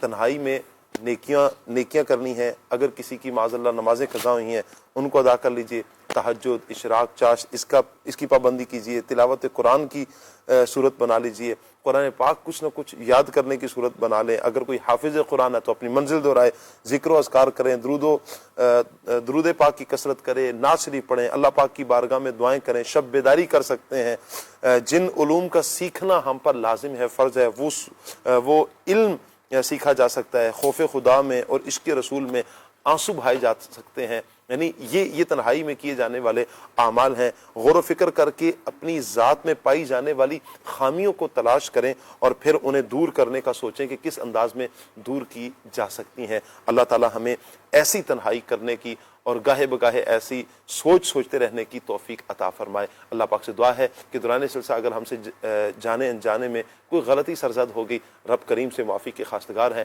آمین بجاہ خاتم النبیین صلی اللہ علیہ وآلہ وسلم۔ سبحانک اللہم و بحمدک، اشہد ان لا الہ الا انت، استغفرک و اتوب الیک۔ بڑھتے ہیں صلاۃ والسلام کی طرف۔